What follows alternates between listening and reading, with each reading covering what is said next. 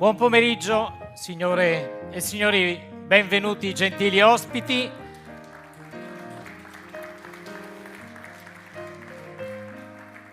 L'applauso va al maestro Diego Bassignana che ci ha tenuto compagnia finché prendevate posto in questo auditorium del seminario diocesano. Grazie di essere così numerosi. Inizialmente avevamo pensato di titolare l'edizione 2025 di Top 500 così: l'Europa sull'orlo di una crisi di nervi, ma poi ci sembrava che qualcuno lo potesse confondere con un congresso dell'ordine dei psicologi, ma probabilmente non avremmo sbagliato a continuare su questo verso. Abbiamo spostato il focus verso la transizione dei mercati, una transizione che in questi mesi, in queste settimane, in queste ore si fa sempre più complessa in un'Europa che guarda con stupore, ma anche con un tono di forte preoccupazione alle abbaiate quotidiane di Trump. Un'Europa che attende finalmente non solo auspici e promesse, ma veri accordi di pace sia per il Medio Oriente che sul fronte est tra Russia e Ucraina, proprio nell'anniversario, il terzo dell'inizio del conflitto.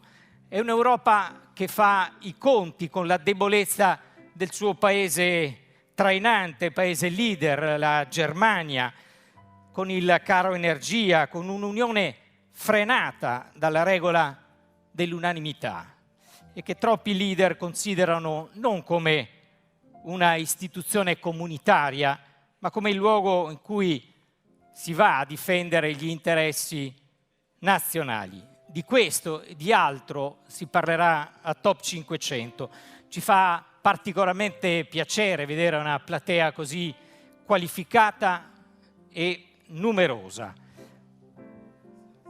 Ed è proprio questo motivo che ha convinto l'amministratore delegato del nostro gruppo editoriale, Athesis, il dottor Andrea Faltracco, di scegliere questa occasione non solo per ringraziare quanti ci accompagnano in questa avventura e quanti hanno voluto aderire al nostro invito di essere presenti a seguire una giornata che si annuncia molto intensa e molto ricca di confronti, ma anche per presentare una novità che riguarda il gruppo editoriale Athesis. Invito il dottor Faltracco a raggiungerci, accompagnato dalle note di Diego. Benvenuto Andrea, grazie. Grazie, buonasera a tutti e benvenuti a Top 500 2025. Innanzitutto vorrei ringraziare i nostri partner che ci hanno aiutato a organizzare questo evento, PwC, Università di Verona, e gli sponsor che ci hanno appunto dato una mano a organizzare questa serata. Top 500, partiamo dalla novità più importante. Quest'anno parleremo di un tema unico che è l'Europa in questa difficile transizione del mercato. Lo tratteremo in tutti e quattro gli appuntamenti di cui si compone questo roadshow. Come sapete stasera siamo qui a Vicenza, una settimana prossima saremo a Verona, poi saremo a Brescia e chiuderemo a Mantova.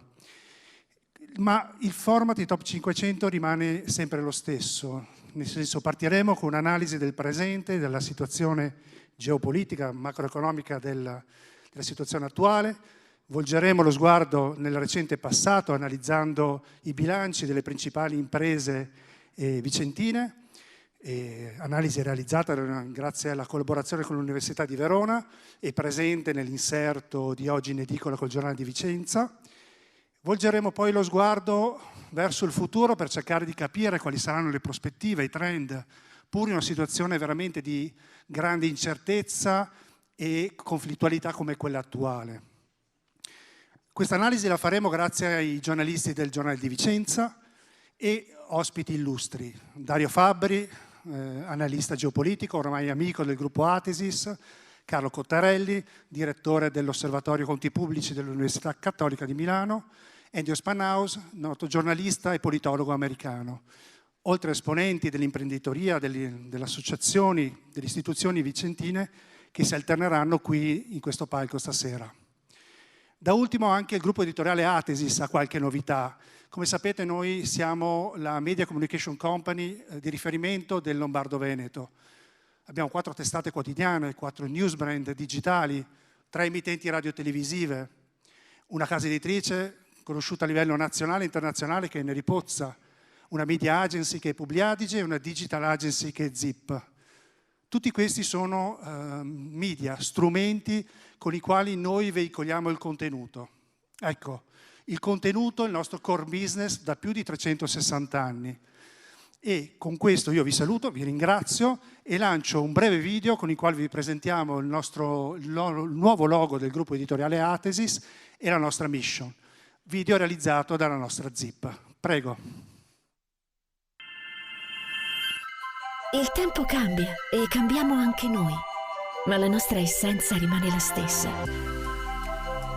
Da 360 anni trasformiamo le idee in realtà, le parole in connessioni, le notizie in legame. Siamo Gruppo Editoriale Athesis. Avviciniamo le persone e portiamo alla luce ciò che conta davvero. Siamo uniti dalla voglia di dare forma al mondo.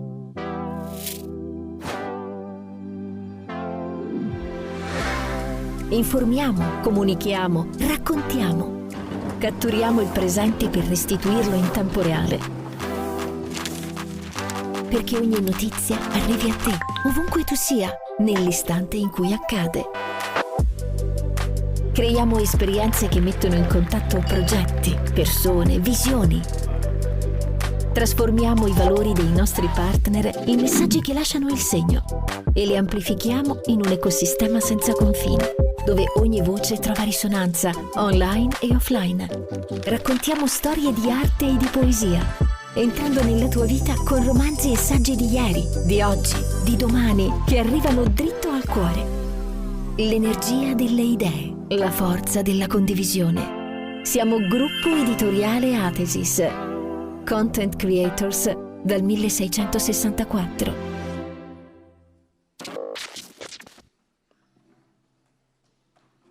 Ecco, grazie, buona serata e buon evento.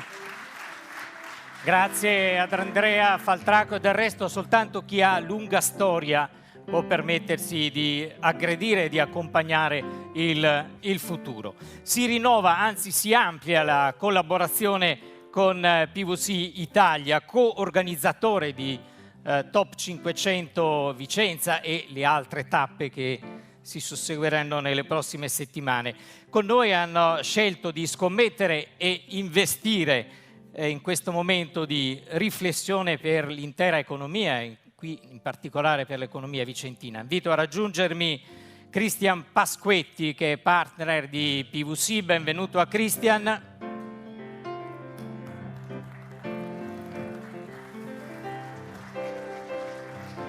Buonasera. Andiamo al centro, che va bene in questo momento qua. Assolutamente. Sono onorato di rappresentare PwC questa sera e di portarvi i saluti della nostra organizzazione. È bello vedervi così numerosi in platea. Mi piace ricordare che Top 500 è nato in queste terre, dove Gruppo Athesis, PwC e l'Università di Verona operano, e che nel corso degli anni si è esteso a un numero significativo di aree economicamente rilevanti sul territorio nazionale. Quello che hanno anticipato chi mi ha preceduto sul palco si traduce in sfide e opportunità per le imprese che devono fare i fronti con l'aumento dei costi di produzione, la sfida tecnologica e la necessità di effettuare delle scelte orientate alla sostenibilità.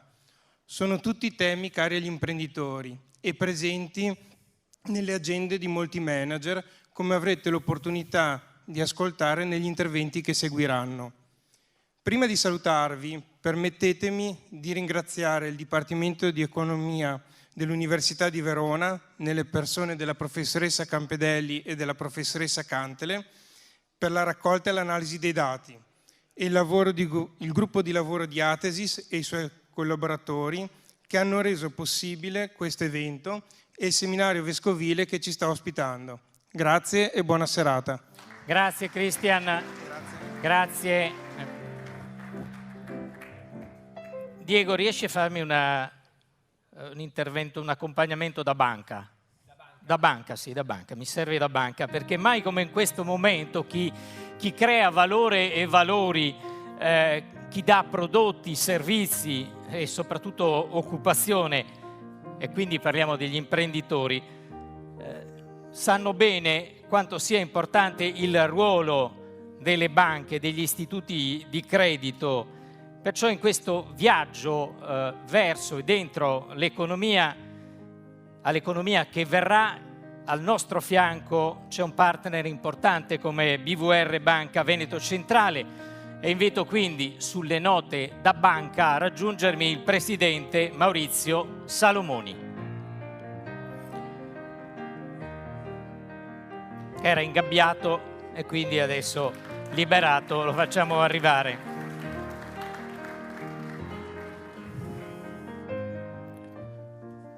Sbuca il microfono. Benvenuto Presidente, grazie della disponibilità e di condividere questo viaggio con noi. Grazie. Intanto buon pomeriggio a tutti e un grazie agli organizzatori. Porto i saluti di BVR Banca Veneto Centrale e complimenti per l'organizzazione che avete e l'importanza che state dando a questo evento. Si parla, l'evento chiaramente ha una natura economica molto importante, però vedo top Vicenza 500, territorio. Il territorio che imprenditorialmente ho qua davanti è un territorio di grandissima importanza. Io nella mia vita professionale e anche di banca vedo sempre la capacità dell'imprenditore vicentino, la capacità e la forza che ha avuto nel fare l'impresa.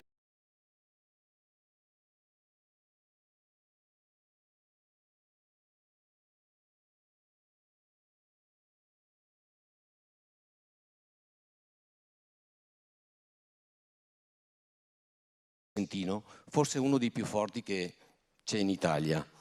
Qua ho la Presidente dell'Associazione Industriale, penso quanto siamo orgogliosi, Laura, quando andiamo in giro e tutti ci danno questo merito, ma non è un merito nostro, è un merito delle capacità dell'imprenditore che in tutti questi anni è riuscito a crescere, a evolvere, dell'inventiva, della capacità di produrre e anche di esportare, dello spirito di sacrificio. Noi come banca siamo sempre stati vicini al territorio e alle imprese. Siamo cresciuti assieme, abbiamo fatto crescere le aziende, le abbiamo sostenute nei momenti di grande difficoltà e anche nei momenti di crescita e di sviluppo. E per essere ancora più vicini, per essere anche competitivi con grosse banche, per poter lavorare con queste imprese di grandi dimensioni, noi dal 1 luglio 2024 abbiamo fatto un'aggregazione importante, 2 banche, 2 casse rurali. Lo ripeterò sempre, noi siamo una cassa rurale, con i principi, con le mission che hanno le casse rurali. Ci siamo uniti con la banca di Costozza, Centro Veneto, Veneto Centrale, e BVR di Schio. E abbiamo dato origine a una banca importante, una banca del territorio che copre 6 province, che ha 90 filiali, circa 600 dipendenti, per essere competitivi e per poter sostenere il territorio. Noi dobbiamo fare banca come tutte le banche importanti, banche di diritto nazionale. Però abbiamo una differenza, che abbiamo sempre lo spirito di cassa rurale.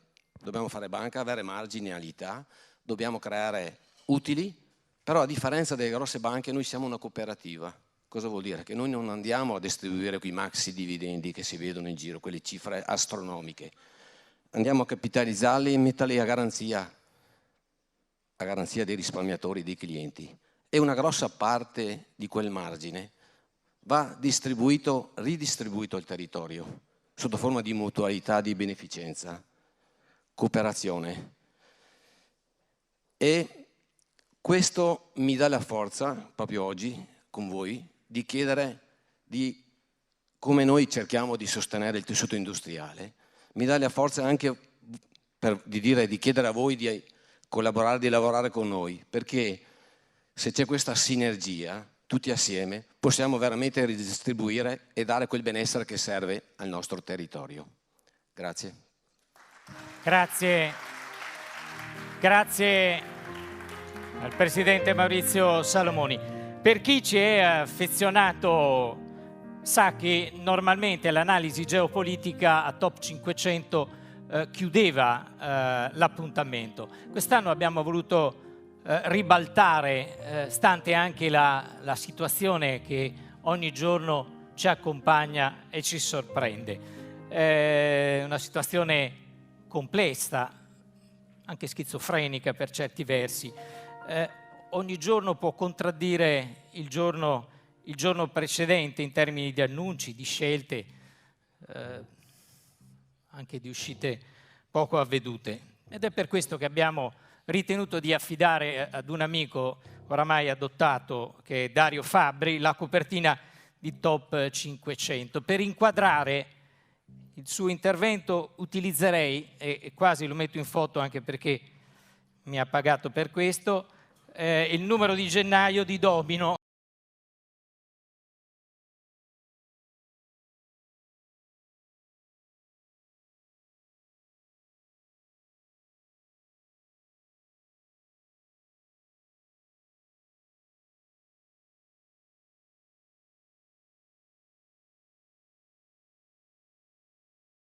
Mi ha già pagato. Buonasera a tutti, salve, davvero grazie. Quello che diceva Luca è vero, nel senso che sono molto orgoglioso, sono ormai un amico da diversi anni del gruppo Atesis, e quindi per me è veramente un piacere, anche se di solito a me tocca sempre il compito delle notizie peggiori, ma insomma vedremo se sarà così anche stavolta.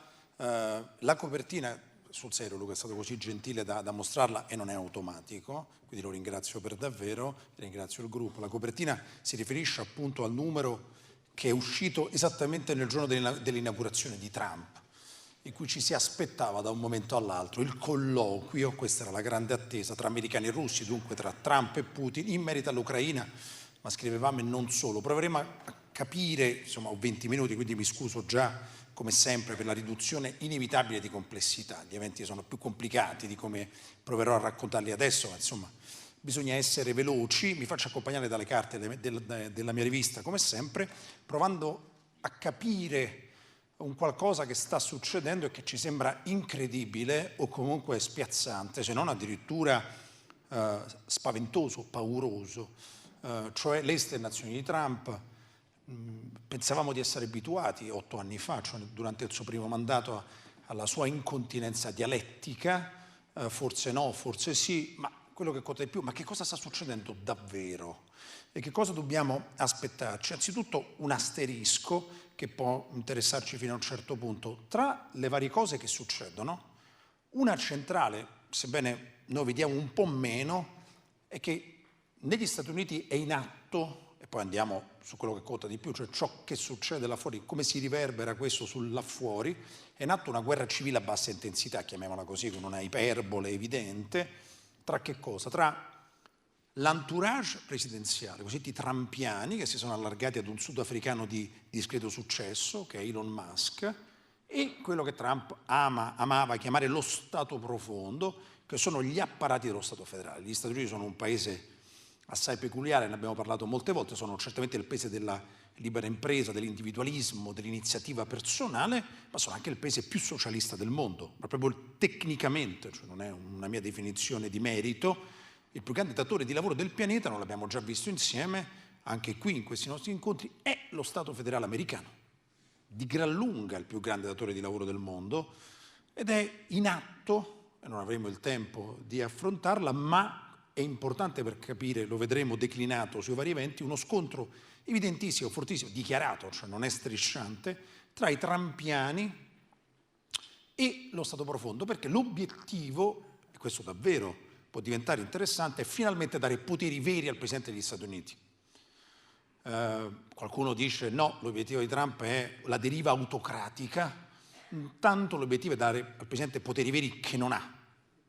Tra gli ordini esecutivi, per capirci come questione di metodo, tra i molti ordini esecutivi, no? Gli editti, avremmo detto qualche tempo fa, il Presidente Trump in questo mese di insediamento, più della metà sono stati sospesi da giudici federali, uno su tutti, che la sospensione dello ius soli, come lo chiamiamo noi, gli americani sono meno lirici, lo chiamano birthright citizenship, e molti altri, e l'applicazione dei dazi, per ora tutti minacciati, applicati soltanto sulla Cina, a parte un dazio generale, li ha dovuti ricavare da alcune clausole in altre leggi, cioè non c'è in realtà una legge specifica, si è dovuta agganciare a diverse leggi. Questa è la nota di metodo, questi invece sono i principali dossier in giro per il mondo in questo momento, come ovvio guerra in Ucraina, Medio Oriente e contenimento della Cina. Questo rispetto all'ultima volta che ci siamo visti è rimasto uguale.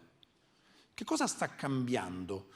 Anche qui ricordiamolo, quando ci siamo visti l'ultima volta in questo incontro era luglio, e io l'ho scritto anche in questi mesi su Domino, avevo detto chiunque vincesse le elezioni americane, con dialettiche molto diverse, come è ovvio, dovrà parlare con i russi inevitabilmente. Cioè, quanto ci aspettavamo che gli Stati Uniti potessero tirare ancora avanti la guerra in Ucraina? Non è una questione anche qui valoriale, non dico sia giusto o sbagliato. Anche qui vale la pena ricordarci che le superpotenze fanno un altro mestiere, non sono ONG. Certo, gli americani, che sono esseri umani, quindi sono un po' furbacchioni, un po' ingenui, come tutti gli esseri umani, spesso, sovente, si raccontano come una sorta di ONG unta dal Signore, manco una ONG, cioè una ONG quasi teologica, ma fanno un altro mestiere, come inevitabile. Poi ci credono, ci fanno e ci credono, cioè ci sono e ci fanno allo stesso tempo. Ma l'idea che una guerra qua giù, che dura in noi ormai da quasi 3 anni, fosse nell'interesse degli Stati Uniti condurla in questa maniera, sine die, non poteva essere. Fosse stata letta Kamala Harris, la narrazione, io mi ricordo che lo dissi proprio qui ad Atesis, sarebbe stata quale? Mi hanno mandato per portare la pace nel pianeta, questa è un'ecatombe, fissando paletti, proviamo a congelarlo, certo con un tono, peraltro con una dilatazione dei tempi. Trump, il tono l'abbiamo visto in queste ore, un tono clamoroso. Caro Zelensky, sei un comico di pessimo livello, sei un dittatore, ci hai rubato soldi, il tono è questo, assai sgradevole, disgustoso addirittura nei confronti dell'amministrazione ucraina.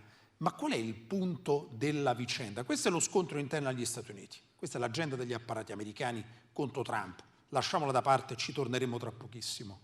Questo è quello che sta succedendo in Medio Oriente, che è più facile da vedere, cioè questa è la situazione in Siria, che si aggancia al negoziato per l'Ucraina. Perché ho messo questa carta? Perché la Siria, cioè il il regime alawita siriano cade a dicembre, sotto pressione della maggioranza della popolazione, complichiamoci la vita, ma la maggioranza dei siriani non sono alawiti, sono arabi ma sunniti, quindi non sono alawiti, e sostenuti dalla Turchia, hanno rovesciato un regime di minoranza che è sempre stato puntellato da iraniani e russi. Con i russi e gli iraniani evidentemente affaccendati in molto altro, il regime è crollato. Perché c'entra nella vicenda? Perché gli americani hanno sostenuto, bombardando, cioè non è che hanno sostenuto soltanto col cuore, bombardando le postazioni alawite, hanno sostenuto il rovesciamento del regime.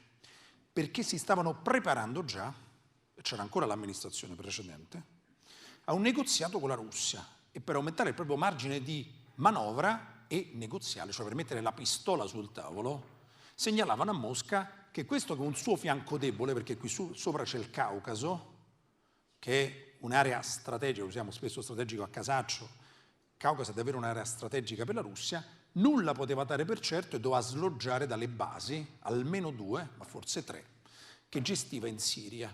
Ci si avvicinava al negoziato sull'Ucraina. Questa è la guerra in Ucraina. Questi sono i territori che i russi mantengono. Qual è il punto della vicenda, dicevo? Perché gli americani vogliono congelare la guerra? D'accordo, c'è una consunzione del conflitto, c'è una stanchezza, tutto ciò a cui siamo abituati.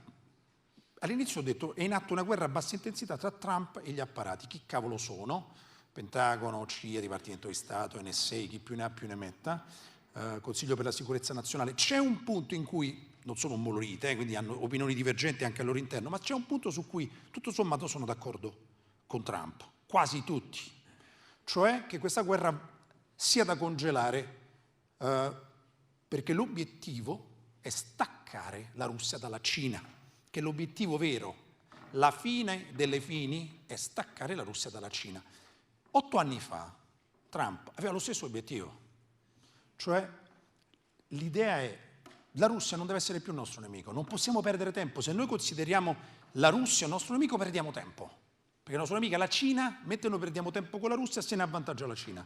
A questo Trump arriva, che non è un tecnico, cioè, non che Trump sia uno sciocco, non sa certo a me dirlo, ma non è un tecnico, noi dobbiamo pretendere che Trump conosca le pieghe delle vicende, si sbaglia, ha detto che la Spagna è un membro dei BRICS poche settimane fa, cioè non è un tecnico, spesso non gli interessa manco niente, mi raccontano che durante i briefing della CIA Trump si annoia, cioè ci sta, non è l'unico presidente, ce n'è un altro, insomma molto famoso, non repubblicano, di un paio di presidenti fa che si annoiava molto durante i briefing. Però Trump arriva certamente a comprendere questo, lo sa meglio di me, ma 8 anni fa non gli fu concesso, addirittura quando aveva fatto uguale, adesso a gennaio, anzi a dicembre sono iniziati i primi contatti tra americani e russi, gestiti dall'amministrazione entrante, attenzione, 8 anni fa era successo più o meno lo stesso, quello che doveva essere il consigliere per la sicurezza nazionale di Trump dell'epoca si chiamava Michael Flynn, cominciò a parlare con l'ambasciatore russo a Washington, fu intercettato, gli Stati Uniti hanno 16 corpi di intelligence tra civili e militari, fu intercettato e Michael Flynn saltò perché l'apertura alla Russia non doveva accadere. Questa volta invece i negoziati sono proseguiti fino a incontrarsi in Arabia Saudita. Quello che è cambiato è questa guerra qui, questo che ha convinto di fatto soprattutto il Pentagono, il Dipartimento di Stato tocca meno palla, ma soprattutto, anche se nella trattativa entrerà, ma soprattutto il Pentagono a cambiare idea, perché l'idea qual era? È sempre stata questa, d'accordo, il nostro nemico principale è la Cina, non può essere la Russia, ma come facciamo a coniugare il teatro europeo con quello asiatico? È molto complicato, è una forma di asimmetria strategica, cioè il problema degli Stati Uniti è questo, loro hanno l'Europa storicamente come centro della loro influenza, cioè l'Europa è parte diretta dell'impero americano, anche se noi non usiamo questi termini che mamma e papà ci hanno detto che fanno impressione, ma comunque questo è. Però il nemico principale ce l'hanno dall'altra parte del mondo. Come fai a coniugare? E ragionavano così, se noi aprissimo alla Russia, la Russia si accorderebbe con molti paesi europei, dovremmo cominciare ad occuparci con timore anche dell'Europa, che invece adesso è totalmente nella nostra disponibilità. Questa guerra, direbbe Kissinger, no? In una delle sue massime più riuscite, diceva l'assenza di alternative schiarisce la mente meravigliosamente, e più o meno aveva ragione, che c'è di meglio di un'assenza di alternative, diceva lui che ne aveva tante però a disposizione. Cosa è successo? È successo che questa guerra ha tramutato la Russia nel socio di minoranza del sistema cinese ed è un disastro per gli Stati Uniti d'America, lo è anche per noi, ma noi non partecipiamo a questo sport, noi lo guardiamo al buco della serratura, è un disastro per gli Stati Uniti, perché la Cina è un paese che se la passa male, ma che si sta mangiando il meglio che possa offrire la Russia. E il punto è, se tra 10 anni dovessimo affrontare la Cina, si dicono gli apparati americani, potremmo trovarla rafforzata dal fatto di essersi presa tutto il meglio che la Russia possa offrire. Questo non va bene. E allora possiamo rischiare, quello che sta succedendo adesso, di rompere con i clientes europei per parlare con i russi. Non possiamo più aspettare. Avrebbe condotto, tanto non abbiamo la controprova, io l'ho scritto nei mesi scorsi, ma la controprova non ce l'avremo, questo tipo di operazione, anche un'altra amministrazione, con toni molto diversi. E i toni fanno tutta la differenza del mondo. L'amministrazione Biden ha applicato il 100% di dazi sulle auto elettriche cinesi, 100%. 50% di dazi sui semiconduttori provenienti dalla Cina. Non solo, l'Inflation Reduction Act è una forma di protezionismo evidentissima, ma il tono dell'amministrazione Biden è opposto, usiamo l'imperfetto, opposto a quello di Trump. E quando si tratta di un impero, e qui arriva l'errore dell'amministrazione Trump, un grave errore, perché l'amministrazione Trump ci fa entrare, come dico spesso, nella cucina dell'impero, dice venite a vedere dietro la tenda che cosa c'è. E questo non si deve mai fare, specialmente nei confronti dei clientes, cioè di quelli noi ci autodefiniamo alleati degli americani perché abbiamo un'alta idea di noi stessi.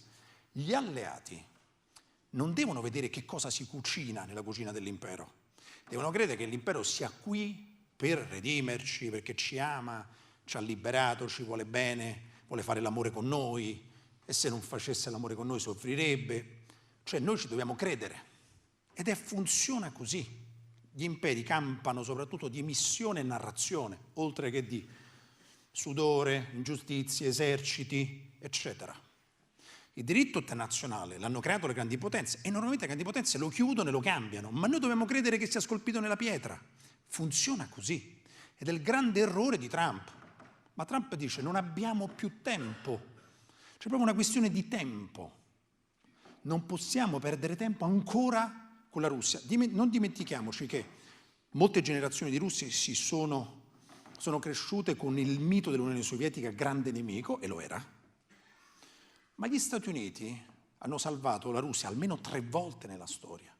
3 volte. Cioè non c'è sempre stata l'animosità classica, perché le superpotenze, come detto, fanno un altro mestiere. L'ideologia si dirà dal contatto dei grandi eventi storici, anche se a noi insegnano il contrario, e questo è un problema del nostro sistema pedagogico, perché ci dobbiamo credere, ma per dire, una guerra decisiva per l'Italia, per la nostra unificazione, cioè la guerra di Crimea a metà dell'800, una guerra in cui l'Italia ancora non c'era, ovviamente ci andò il Piemonte, in cui fu sconfitta la Russia e aiutata poi dagli americani a ricostituirsi. Così come quando la Russia venne sconfitta dai giapponesi, intervengono nel 1905, intervengono gli americani a salvarla, a farle tenere la Manciuria. E quando noi accompagnavamo i tedeschi, nel 1941 invadiamo l'Unione Sovietica, intervengono gli americani a sostenerla contro di noi. Cioè, non dobbiamo stupirci di questo. Certo, ce ne stupiamo per i modi. E qui il punto nel ragionamento c'è. Questa guerra, che è stata un disastro per la Russia, perché questo è il ragionamento che fanno al Pentagono, che hanno studiato tutti i movimenti della Russia. La Russia ha dato una performance militare ridicola. E dicono, essenzialmente, ai 3 baltici più la Polonia, anche la Polonia è baltica, e va bene, che continuano a dire, e capiamo il loro punto di vista, attenzione, guardate che la Russia potrebbe invadere anche noi, dicono gli estoni, i lituani, i lettoni, anche parzialmente i romeni, che baltici non sono. Che cosa risponde il Pentagono? Ma dove? Come? Cioè, ma avete visto qua che disastro? Cioè, prima della guerra, prima del febbraio 2022, questi territori indirettamente la Russia li controllava già. Non è riuscita neanche a prendersi tutto l'oblast di Donetsk. D'accordo, ha avuto contro di sé tutti gli armamenti della NATO, anche qualche militare della NATO sul terreno, in forma di addestratori, eccetera. Benissimo, ma questo è il fatto. È un calcolo del Pentagono, cioè dire non dobbiamo preoccuparcene perché la Russia è stato un disastro, ha perso strategicamente la guerra, sebbene tatticamente si sia presa questo qui, tutto questo territorio, che è doloroso, il territorio appartiene all'Ucraina, attenzione. Però non dobbiamo preoccuparcene, cioè il calcolo del Pentagono è questo, mentre dobbiamo preoccuparci della Cina. Quando i romani più o meno, che sono il mito degli americani e non solo, quando i romani presero a schiaffi quelli che loro chiamavano i soci italici, siamo circa un secolo prima di Cristo, siamo nel 91 a.C., i soci italici si innervosirono e fecero quella che si chiama la guerra sociale da socio, che poi finisce nell'88, che i romani vincono militarmente, ma che i clientes, cioè gli italici, vincono politicamente perché poi verranno inglobati nella cittadinanza romana. È possibile che gli europei facciano la guerra sociale agli Stati Uniti per questo? A parte le chiacchiere di queste ore? Ne dubito fortemente. Gli italici del primo secolo a.C. erano molto giovani, proprio d'età media. Noi europei siamo la popolazione più anziana del mondo e quando hai mezzo secolo di età media quasi, l'Italia va verso i 47 anni di età media, la guerra non si fa. E anche questo è il calcolo del Pentagono. Dove vanno gli europei? Questo è. Dove se ne vanno? Come sparano? E poi qui gli americani sono anche dolosi perché loro ci hanno condotto dove siamo, al post-storicismo, a credere che tutta la storia sia finita, che si campi di economia, che si campi di qualità della vita, che tutti vogliano stare a casa la sera a vedere le serie televisive. Di questo ci hanno convinto loro. Non è che ce lo siamo, no, noi in Italia felicissimi, figurarsi. Noi, il famoso, ma avevi già convinto al ciao, no? Noi proprio, dice non andare avanti, cioè perché? Meglio di così. Ma non è vero, la storia non è mai finita. E adesso si innervosiscono gli americani in un pieno cortocircuito. Dice, guardate che il discorso che fa Vance a Monaco, un discorso urticante, eccetera, che a lui piace essere chiamato per acronimo, cioè questo JD, come se fosse un DJ, che cosa dice? Siete voi che siete cambiati. Ma l'America, cioè noi europei, ma l'America profonda lo pensa davvero questo. È solo che una volta che tu ci hai condotto al post-socialismo, farci tornare indietro è molto faticoso, perché quello che vogliono qui è, noi dobbiamo occuparci della Cina, voi dovete occuparvi, prendervi una parte del fardello della manutenzione del nostro sistema internazionale. Questo vogliono da noi. Quello che facevano esattamente i romani, perché una prerogativa dell'impero è scegliere il nemico. L'impero sceglie sempre il nemico per i suoi soci. Ci stanno dicendo il nemico lo scegliamo noi, ed è sempre stato così. Come andrà a finire? Che reintegreremo la Russia su volontà americana. Non abbiamo grandi alternative. E non è detto che sia necessariamente un disastro, lo è per l'Ucraina. E questa è una questione molto seria. Perché Zelensky passa i giorni essenzialmente con l'orecchio sulla parete a capire che si dicono russi e americani. Questa è una proposta di congelamento della guerra, che come tutte le proposte, come diceva il saggio, poi finisce davanti alla realtà, ma è la prima proposta che gli americani hanno messo sul tavolo già a gennaio, perché adesso si apre la trattativa non la gestirà direttamente l'amministrazione Trump, le trattative le gestiscono i tecnici, si direbbe in Italia, che sono il Dipartimento di Stato, eccetera, quindi ne uscirà, semmai ne uscirà, un accordo, e può uscirne, e come? Un accordo diverso da quello che si aspetta Trump, ma questo è un altro discorso che vedremo più avanti. Io invece chiudo, scusate, ho spinto troppo, invece chiudo sui dazi alla Cina e su di noi, ai quali ho brevemente accennato. Anche qui, siamo abituati ai dazi alla Cina, che in questi anni sono già arrivati, li ha messi prima l'amministrazione Trump, li ha tutti confermati l'amministrazione Biden e li ha aumentati l'amministrazione Biden, così come ha, dicevo, il Congresso, il Parlamento, ma comunque durante gli anni dell'amministrazione Biden, approvato misure fortemente protezionistiche, diremmo con un termine un po' classico. Che cos'è allora che ci spaventa così tanto dell'atteggiamento di Trump? Beh, il fatto che siamo abituati a darsi sugli altri, non su quelli che noi siamo gli alleati, non su di noi. Ma l'America di dentro, anche, mi ricordo ne parlammo proprio in un ultimo incontro con Atesis la scorsa estate, ce l'ha proprio con noi, cosa che noi abbiamo faticato a non capire. Cioè l'America profonda vuol dire un cavolo, cioè l'America non delle coste, ce l'ha con noi perché noi siamo quelli che campano sulle loro spalle, che non imbracciano un fucile, tutto ciò che dice Trump di noi non l'ha inventato Trump, per parte è un newyorkese, cioè non c'entra niente con quell'America, Vance già di più, cioè ce l'hanno proprio con noi, è tutto nel discorso di Vance e quindi la voglia di farci pagare lo stare nel loro sistema e appaltarcene anche una parte del fardello è l'obiettivo centrale di questa amministrazione, che ripeto, anche un'altra amministrazione avrebbe perseguito qualora fosse stata eletta, ma con tono molto diverso. Quindi possiamo anche farci spaventare dalla dialettica, ci sta, ma mantenendo gli occhi su un vago tentativo di realtà. Mettiamola così. Grazie.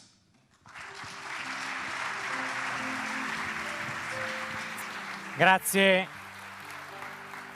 a Dario Fabbri. Ci sarebbe da ascoltarlo per un intero pomeriggio, ma noi abbiamo già l'appuntamento rinnovato con un altro degli eventi proposto da Atesis, che è interamente dedicato all'analisi sui temi della geopolitica, e Dario Fabbri sarà protagonista a metà giugno, tornerà a Vicenza, ma anche quell'evento farà 4 tappe: Vicenza, Verona, Brescia e Mantova. Intanto grazie a Dario e andiamo avanti cercando di rispettare una scaletta molto serrata. Abbiamo pensato ad un ruolo diverso anche per un altro partner fondamentale per Top 500, che è il Dipartimento di Economia dell'Università di Verona, che aiuta i nostri colleghi delle diverse redazioni, in particolare a Vicenza. Il ringraziamento va a Stefano Tomasoni, nel mettere insieme quel massiccio malloppo di inserto che stamattina, perché sono certo che avrete comprato tutti il giornale di Vicenza e non siete venuti a Uffa a prenderlo qui nel pomeriggio, l'avete trovato allegato al giornale ed è dedicato all'analisi sui bilanci delle 500 aziende più performanti. Invito la professoressa Silvia Cantele, che non ci dettaglierà quindi su ciò che trovate nel cartaceo, potete consultare anche nel nostro sito, ma ci parlerà di produttività, giusto? Produttività, che è quella sfida che Mario Draghi nel suo rapporto sulla competitività dell'Europa ha definito esistenziale per l'Unione. A lei 10 minuti intensi di produttività. Va bene, grazie. Allora, buonasera a tutti. Come negli ultimi anni abbiamo pensato appunto di fare un approfondimento diverso rispetto a quello che trovate nell'inserto dettagliato, e proprio perché ultimamente si parla molto di produttività del lavoro, ci siamo chiesti, guardando i dati di bilancio, se potevamo rappresentare l'evoluzione della produttività. Come al solito noi siamo economisti aziendali, dipartimento di management, quindi ci basiamo sui bilanci, e quindi le misure che abbiamo scelto per rappresentare la produttività si rifanno ovviamente ai dati di bilancio. Questa è una precisazione per farvi capire che non sono gli stessi dati che si trovano invece a livello macroeconomico, dove si utilizzano i dati della contabilità nazionale e si utilizzano le ore lavorate. Noi ci basiamo invece sul costo del lavoro, fatturato, valore aggiunto. Abbiamo come al solito estratto un campione di bilanci, abbiamo circa 14.000 aziende, un campione costante per poter confrontare appunto l'anno 2023, cioè l'ultimo disponibile, con, abbiamo pensato 5 anni prima, in modo da appunto avere un certo range temporale e anche superare quello che era il periodo in mezzo in cui è successo un po' di tutto, e quindi capire se ad oggi effettivamente la produttività è stata modificata rispetto a quel periodo.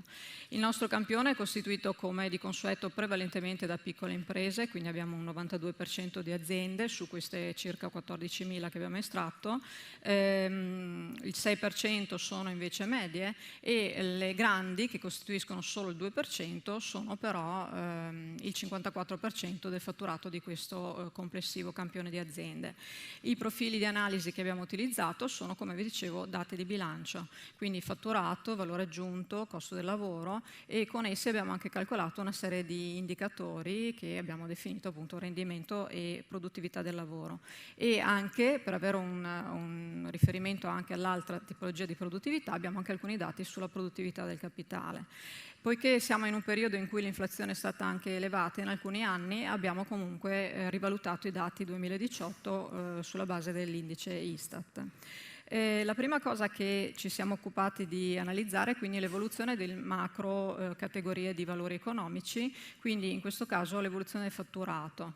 Vi preciso che abbiamo fatto un confronto secco anno 23 con anno 2018, quindi non è la variazione che vedete non è una variazione media annua di tutto il periodo, ma è proprio una fotografia fatta a distanza di 5 anni. Vedete che piccole, medie e grandi hanno visto crescere il fatturato nell'arco di questi 5 anni in maniera proporzionale sostanzialmente alle dimensioni, quindi le piccole sono cresciute molto meno rispetto alle medie e le grandi hanno avuto 7 volte sostanzialmente, quasi 6 volte diciamo la crescita delle piccole. A livello complessivo quindi l'incidenza ovviamente delle piccole imprese nel fatturato complessivo di questo campione di aziende si è ridotta, quindi se nel 2018 le piccole incidevano al 25% del fatturato complessivo dei bilanci, di questi 14.000 bilanci, nel 23 arrivano a pesare solo il 22%, e la differenza è andata tutta a favore diciamo delle grandi imprese. Secondo dato che abbiamo preso come analisi, il valore aggiunto. In questo caso vedete che gli schemi si ripetono, quindi ancora una volta una cosa su scala, quindi piccole aziende che hanno avuto una crescita più contenuta del valore aggiunto rispetto alle medie e a maggior ragione rispetto alle grandi. Vedete che all'interno del campione le grandi costituiscono una quota di valore aggiunto che è sostanzialmente quasi doppia rispetto alla quota che è rappresentata rispettivamente dalle piccole e dalle medie. Per effetto di questa diversa dinamica, anche qui si osserva il fatto che le piccole imprese, da un'incidenza sul valore aggiunto complessivo del 30%, sono scese al 27%, a favore invece di una maggiore incidenza delle grandi imprese. Infine, terzo valore di conto economico, i costi del lavoro, quindi totale costo del lavoro. In questo caso vedete l'aumento che si è registrato nelle grandi e nelle medie è simile, attorno al 10% in questo intervallo appunto di 5 anni. Le piccole hanno avuto una crescita più bassa, ma ricordiamo anche che anche il fatturato si è ridotto, cioè è cresciuto in maniera molto contenuta rispetto alle altre. Anche qui si nota appunto la dinamica per cui le piccole imprese alla fin fine perdono valore rispetto a quello che è il costo del lavoro invece riferito alle grandi imprese.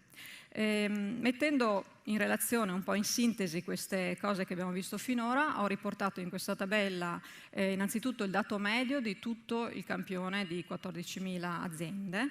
Quindi vedete che la variazione dei ricavi mediamente è stata del 14% di crescita, il valore aggiunto quasi del 20% e il costo del lavoro invece del 7,6%. Nel grafico a fianco vedete che gli istogrammi rappresentano, come vi dicevo, una grafica abbastanza omogenea, cioè in tutti e tre i casi abbiamo una crescita dei ricavi che diciamo ha un certo valore, il valore aggiunto è cresciuto di più dei ricavi, quindi vuol dire che nonostante tutto le aziende sono riuscite a efficientare per migliorare quelli che sono i loro margini, e poi una crescita del costo del lavoro che è più contenuta sia diciamo del valore aggiunto che dei ricavi. Il tutto su scala, quindi vedete che per esempio per le piccole il gap di crescita che c'è fra il fatturato che è cresciuto del 3% e il costo del lavoro che è cresciuto del 2% è molto contenuto. Nelle grandi invece il gap tra crescita dei ricavi 19% e crescita del costo del lavoro è molto più ampio, e questo ovviamente impatta sui dati che adesso vedremo della produttività. Per la produttività quindi abbiamo scelto di rappresentare due dati, uno l'abbiamo chiamato rendimento del lavoro ed è proprio il rapporto tra i ricavi e il costo del lavoro. Il rendimento del lavoro, vedete che per effetto di questa dinamica che vi dicevo, per cui nelle piccole imprese la variazione del fatturato si avvicina molto a quella del costo del lavoro, è cresciuto di poco nelle piccole imprese, quindi l'indice 5,6, il moltiplicatore diciamo 5,6, è cresciuto di fatto solo per qualche virgola e quindi dell'1% nelle piccole, in scala del 4% invece nelle medie e dell'8% nelle grandi imprese. Un secondo indicatore che abbiamo invece calcolato è la produttività del lavoro, in questo caso calcolata come valore aggiunto sul costo del lavoro. Qui la dinamica, vedete, è un pochino meno variegata, nel senso che le piccole imprese sono state in proporzione forse più brave a efficientare, perché il valore aggiunto è cresciuto un po' di più rispetto a quello che è la crescita del fatturato. Quindi vedete che la differenza in termini di variazione è un po' più contenuta tra le tre categorie di imprese, quindi un 6% di crescita della produttività del lavoro nelle piccole fino a un 15% nelle grandi, e questi sono gli indici. Ecco, l'idea di usare per esempio indici di bilancio permette anche alle aziende di potersi calcolare analisi dei simili indicatori in modo tale da potersi confrontare con quelli che sono i dati medi di questo campione. Poi appunto dicevamo abbiamo voluto però anche rappresentare quella che è la produttività del capitale per avere un confronto e capire se anche quella era cresciuta oppure no. I dati ci dicono invece che la produttività del capitale si è ridotta. Si è ridotta perché le aziende hanno continuato a investire, quindi l'abbiamo calcolata come totale, come variazione, scusate, come quoziente tra il valore aggiunto e il totale attivo, quindi l'insieme di tutti gli investimenti. Quindi la crescita del totale attivo è stata maggiore della crescita del fatturato e del valore aggiunto, e questo ha fatto sì che ci fosse un calo nella produttività del capitale. Vedete che in questo le medie imprese se la cavano meglio, probabilmente perché hanno una struttura più equilibrata, mentre paradossalmente strutture più grandi, grandi imprese o più piccole, hanno risentito di più di questo calo nella produttività del capitale. Quindi nel complesso diciamo la dinamica prevede a distanza di 5 anni comunque una crescita della produttività del lavoro, che però risente soprattutto nelle piccole del fatto che il fatturato è cresciuto in maniera contenuta, mentre appunto chiaramente proprio questa crescita più debole del fatturato rispetto agli investimenti ha rallentato decisamente la produttività del capitale. Infine abbiamo fatto un'analisi anche sui settori, in particolare abbiamo preso però i distretti del manifatturiero, essendo questi più paragonabili rispetto ai settori di servizi o di commercio. Vedete la linea blu rappresenta la media di questi indicatori su livello di tutto il campione estratto per i bilanci di Vicenza, quindi questi 14.000 bilanci. Quindi produttività del lavoro, vi ricordo, valore aggiunto su costo del lavoro 1,8 la media, settori con maggiore produttività, l'orafo e l'alimentare. A livello di variazione, la media della crescita è stata 11,2%. Settori con una maggiore crescita della produttività del lavoro sono stati tessile, abbigliamento e orafo, mentre per esempio la concia risulta essere in una situazione di stasi, anche l'alimentare ha avuto una crescita non molto forte. L'ultimo slide, la produttività del capitale, quindi analogamente al dato che abbiamo visto disaggregato per dimensione, valore aggiunto su totale attivo, il valore medio a livello dell'intero campione è 0,18 in tutti questi bilanci vicentini, la meccatronica, il settore con la più elevata produttività del capitale, seguito dal mobile. A livello di produttività soltanto due settori hanno visto crescere la produttività anche del capitale, ovvero il settore orafo e il settore grafico cartario. Per tutti gli altri c'è stata una riduzione che a livello complessivo di tutto il campione dei bilanci si è attestata in meno 1,2% complessivo. Grazie per l'attenzione.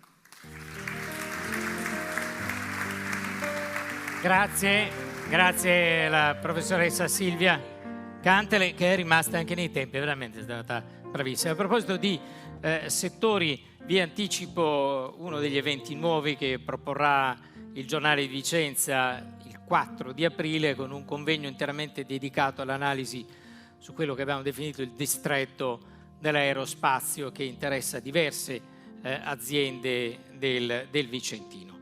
Competitività è la parola d'ordine stampata sulle copertine, sulle agende di manager e di imprenditori che hanno già fissato le tappe, le priorità per questo non facilmente interpretabile 2025. Questo spazio lo affidiamo a chi con noi ha organizzato questo evento e quindi PwC Italia, e per loro invito a raggiungermi Alessandro Grandinetti. Benvenuto, grazie.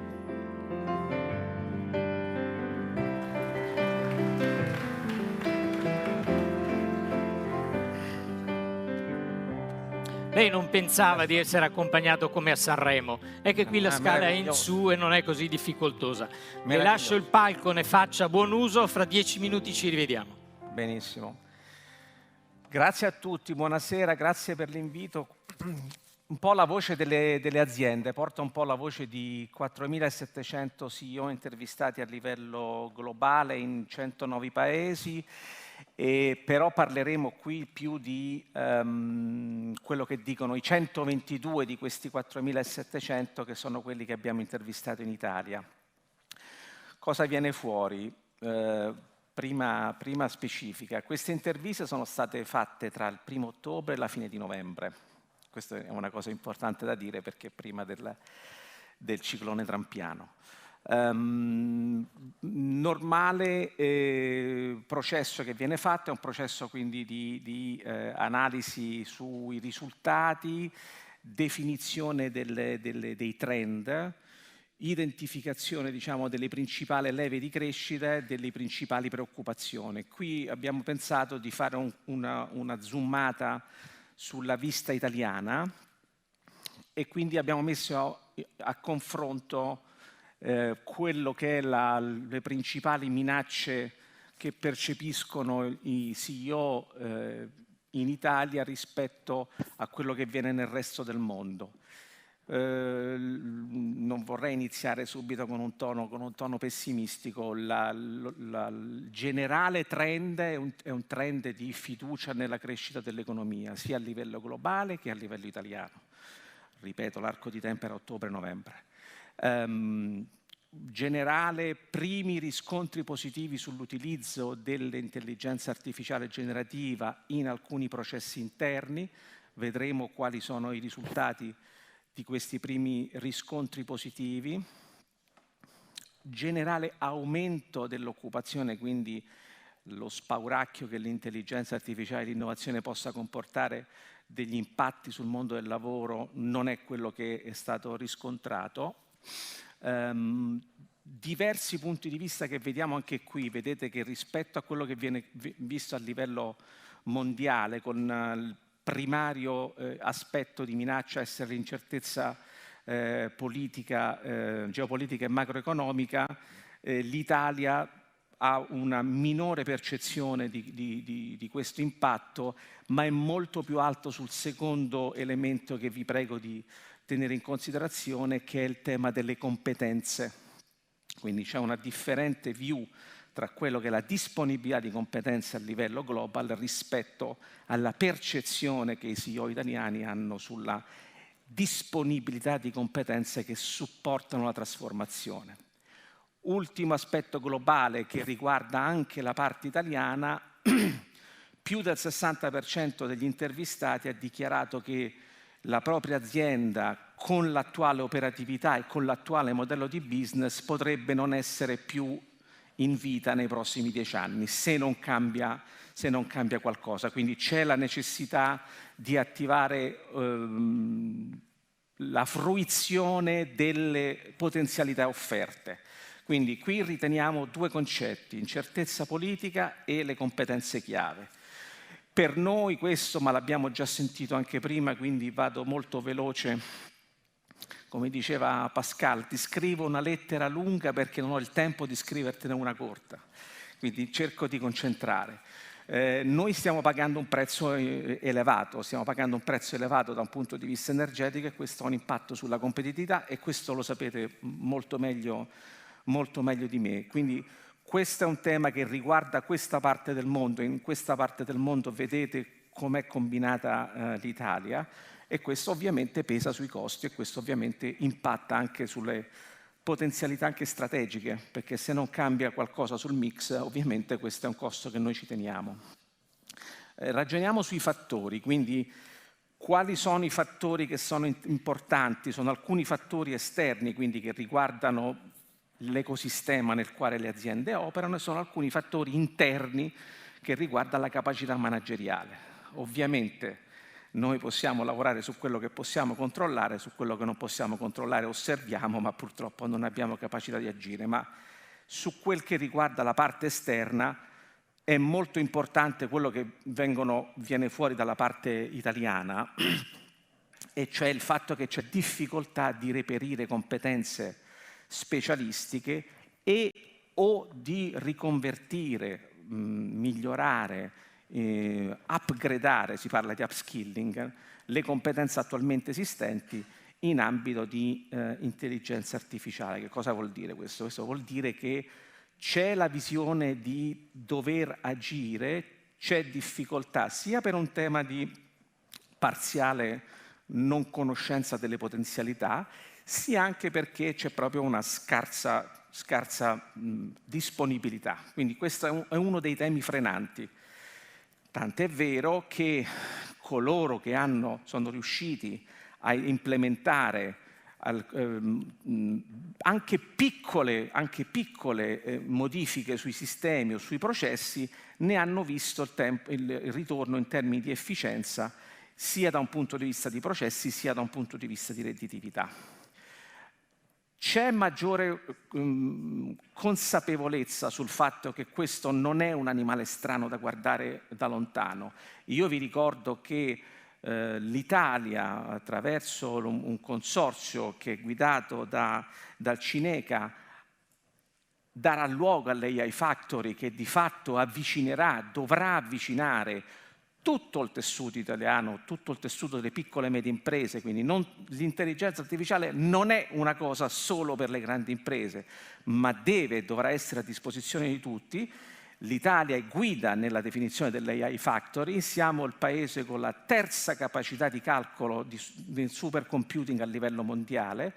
Probabilmente, ci diceva la settimana scorsa il direttore del Cineca, che probabilmente adesso dovremmo essere in grado di superare il Giappone. Quindi messaggio su questa parte qui: non è una cosa solo per grandi aziende, non è una cosa lontana, c'è un ecosistema che si sta mettendo a punto attraverso le AI Factory, ci sono 430 miliardi messi a disposizione su questa parte qui, milioni messi a disposizione su questa parte qui, l'Italia guiderà questo consorzio.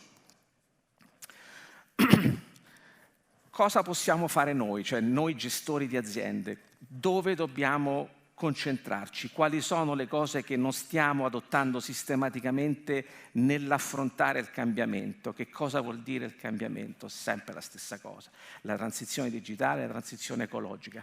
Sfuma qualcosa forse con l'avvento delle nuove elezioni americane? Per adesso è stato detto, vediamo quello che succede. Sicuramente ci potrebbe essere un ridisegno, sicuramente ci potrebbe essere un po' di mitigazione nel rispetto dei tempi, dei nostri impegni. Sicuramente noi dobbiamo ragionare su capire quanto siamo sostenibili da un punto di vista di business nel futuro. Sicuramente dobbiamo ragionare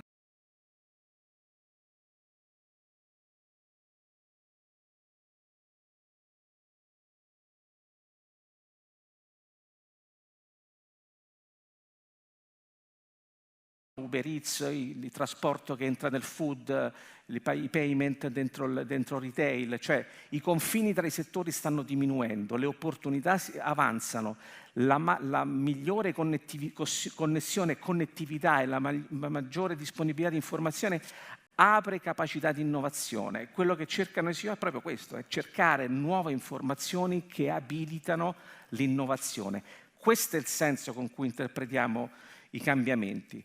Questo è un tema su cui stiamo lavorando e dobbiamo lavorare proprio come ecosistema, quindi potenziare l'alfabetizzazione di tutte le organizzazioni, cominciando da chi le dirige. Cioè non è una cosa questa che va vista da lontano, ma è una cosa sulla quale bisogna entrare dentro e sporcarci un po' le mani.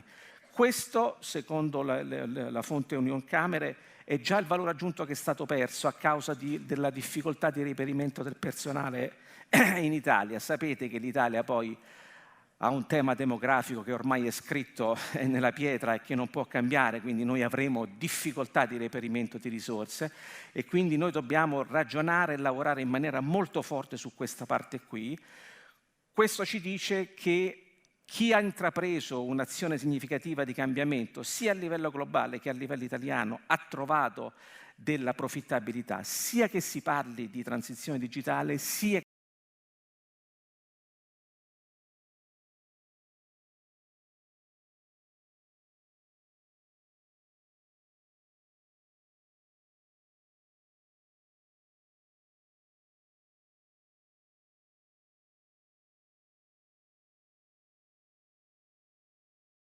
lavorare sulle competenze, ragionare in maniera aperta sulle potenzialità aperte dagli strumenti che ti consentono di fruire di più informazioni, di legare più sistemi o ecosistemi o settori che prima non vedevi perché eri concentrato sul tuo, avviare delle attività, sbagliare, cambiare, avviare, sporcarsi le mani, essere attivi in questa parte qui.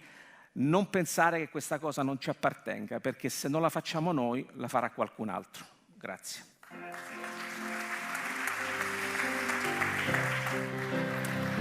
Grazie, dottor Grandinetti.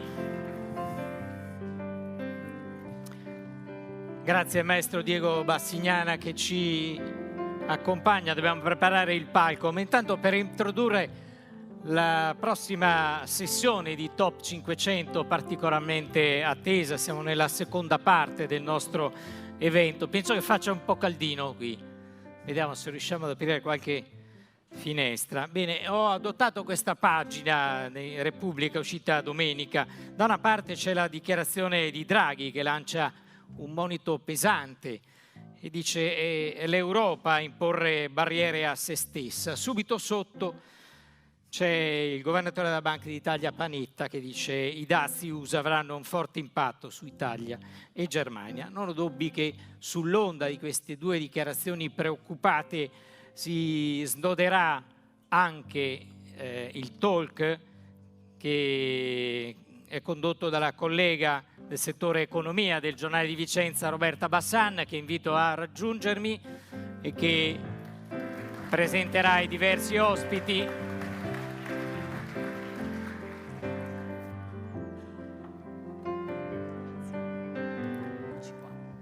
Buonasera a tutti. Le sedie vescovili le abbiamo lasciate per gli ospiti. A te abbiamo dato questo coso per appollaiarti qua.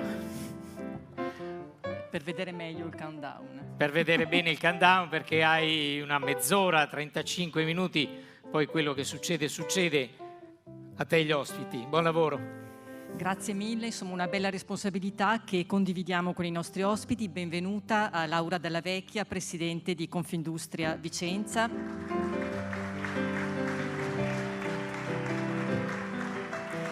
Davvero un benvenuto ad Andrew Spannaus, giornalista, analista politico, podcaster. Il suo That's America offre uno spaccato sul dietro le quinte degli Stati Uniti. Benvenuto a Claudio Bertollo, direttore generale di BVR, Banca del Veneto Centrale, e ben ritrovato ad Alessandro Grandinetti, PwC. Allora, eccoci qua, la difficile transizione del mercato, due parole chiave, quelle che Andrew Spannaus chiama le keyword, transizione e mercato. E partiamo con il mercato e la guerra commerciale dei dazi.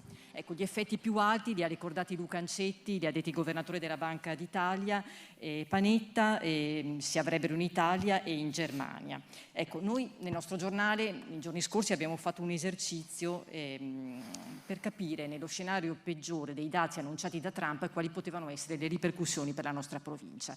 E abbiamo calcolato qualcosa come 380 milioni di mancato export per una provincia che verso gli Stati Uniti esporta merci per 2,3 miliardi. Stati Uniti, che è il secondo mercato di destinazione, il secondo sbocco, tallona da vicino la Germania in evidente crisi, ma è primo mercato per settori strategici, in parte per la meccanica, la concia, la gioielleria. Presidente Dalla Vecchia, lei è appena tornata dagli Stati Uniti. Innanzitutto, che ambiente ha trovato e lei ritiene che questi annunci di Trump possano rappresentare un nuovo allarme dopo che la produzione industriale italiana è tornata ai livelli Covid? È un dato preoccupante che abbiamo anche, su quale abbiamo riflettuto con il nostro direttore Marino Smiderle. Cosa pensa? Allora, non è semplice riuscire a immaginare cosa succederà, anche perché si diceva prima Trump è un po' imprevedibile, però metterà dei dazi, ce lo aspettiamo. La domanda da farsi è chi pagherà di più, nel senso, gli americani saranno in grado di farsi e essere indipendenti in breve tempo per sostituire i nostri prodotti, perché i prodotti della Cina non li vogliono.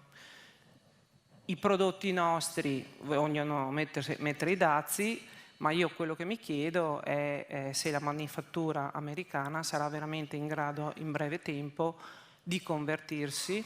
Hanno un grosso problema di manodopera, hanno un grosso problema di competenze.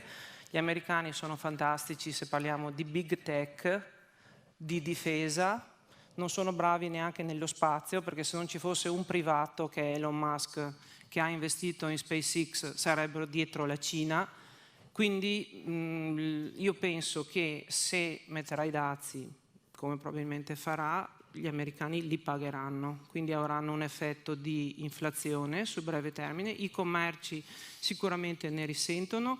Quello che mi auguro è che non ci sia un'escalation di controdazi, controtariffe, perché noi siamo europei, siamo parliamo di italiani. Noi qui nella nostra zona siamo una provincia molto manifatturiera, dobbiamo fare di tutto per vendere ed esportare il più possibile e abbandonare questo tipo di guerra. Io credo che se siamo forti noi di Vicenza, lo diceva prima il Presidente della Banca, è perché lavoriamo, facciamo innovazione, viaggiamo, riusciamo ad avere prodotti e abbiamo una manifattura che altri non hanno. Gli americani non ce l'hanno di sicuro se parliamo di manifattura. La Tesla stessa, Musk l'ha aperta, la sua mega factory l'ha fatta a Pechino, non l'ha fatta, o a Shanghai, in Cina comunque, non l'ha fatta in America, la sua principale produzione. Chi ci deve spaventare invece sono i cinesi, lì sì, sono bravi e sono i più bravi del mondo a lavorare, hanno fame, come si diceva prima, e finché noi ci concentriamo sugli Stati Uniti, loro stanno conquistando i mercati russi, stanno arrivando in Turchia, sono affamati perché non hanno più un mercato interno e loro producono bene, meglio di noi, soprattutto a minor costo. Andrew Spanhaus, il tema che ha posto la Presidente, li comprerete lo stesso i prodotti italiani, europei, anche se ci saranno i dazi, mi viene da dire, un gioiello, se costerà un po' di dollari in più, anche parecchi in più, verrà comprato lo stesso a tuo avviso? Da alcuni settori sì, sicuramente. La cosa migliore, come dicono gli americani in modo molto chiaro, è andate a fare la vostra produzione, la vostra filiale negli Stati Uniti. Questo rientra nella visione della reindustrializzazione dell'America, perché i dazi ci sono due binari sui dazi, c'è quello per minacciare, fare pressioni sugli altri paesi come Canada, Messico, costringerli a mandare le truppe al confine e fare qualcosa che vogliamo strategicamente, che è molto utile con varie parti del mondo. E poi c'è il progetto a lungo termine, che noi per 40 anni, 45 anni abbiamo seguito un modello finanziarizzato, post-industriale, che ci ha fatto perdere potere reale. Questa è la realtà. Cioè, anche l'Europa è post-industriale, ma meno degli Stati Uniti.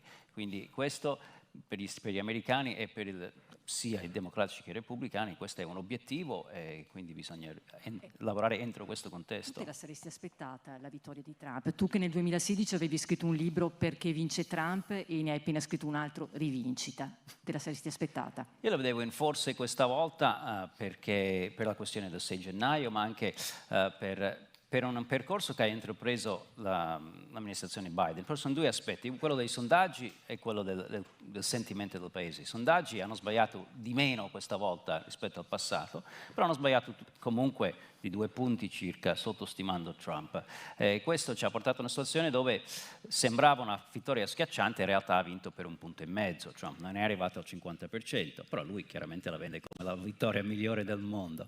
Però la questione del sentimento è importante, perché l'amministrazione Biden ha lavorato tanto per questo progetto di riportare attività economica reale, ha speso un sacco di soldi per fare questo, però è stata danneggiata da 2 fattori. Uno, dall'inflazione, che è venuta comunque al 70% dalla pandemia, l'interruzione delle filiere, i problemi dell'energia, e 2, è stato molto danneggiato dall'aspetto culturale, perché i democratici dicono noi vogliamo essere amici della classe media, della classe lavoratrice, e la classe lavoratrice dice no, voi siete quelli che si occupano di gender, immigrazione per tutti, wokismo, tutte queste cose, e noi classe lavoratrice, anche gli ispanici, no?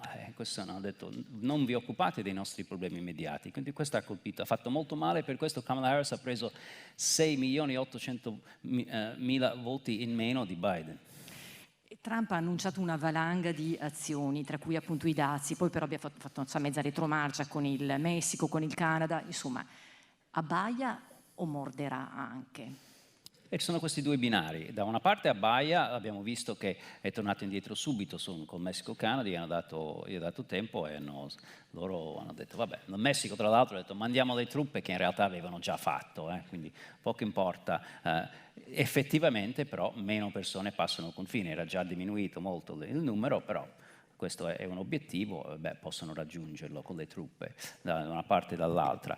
L'altro aspetto sicuramente richiede un cambiamento più a lungo termine e l'Europa colpisce sicuramente l'Europa.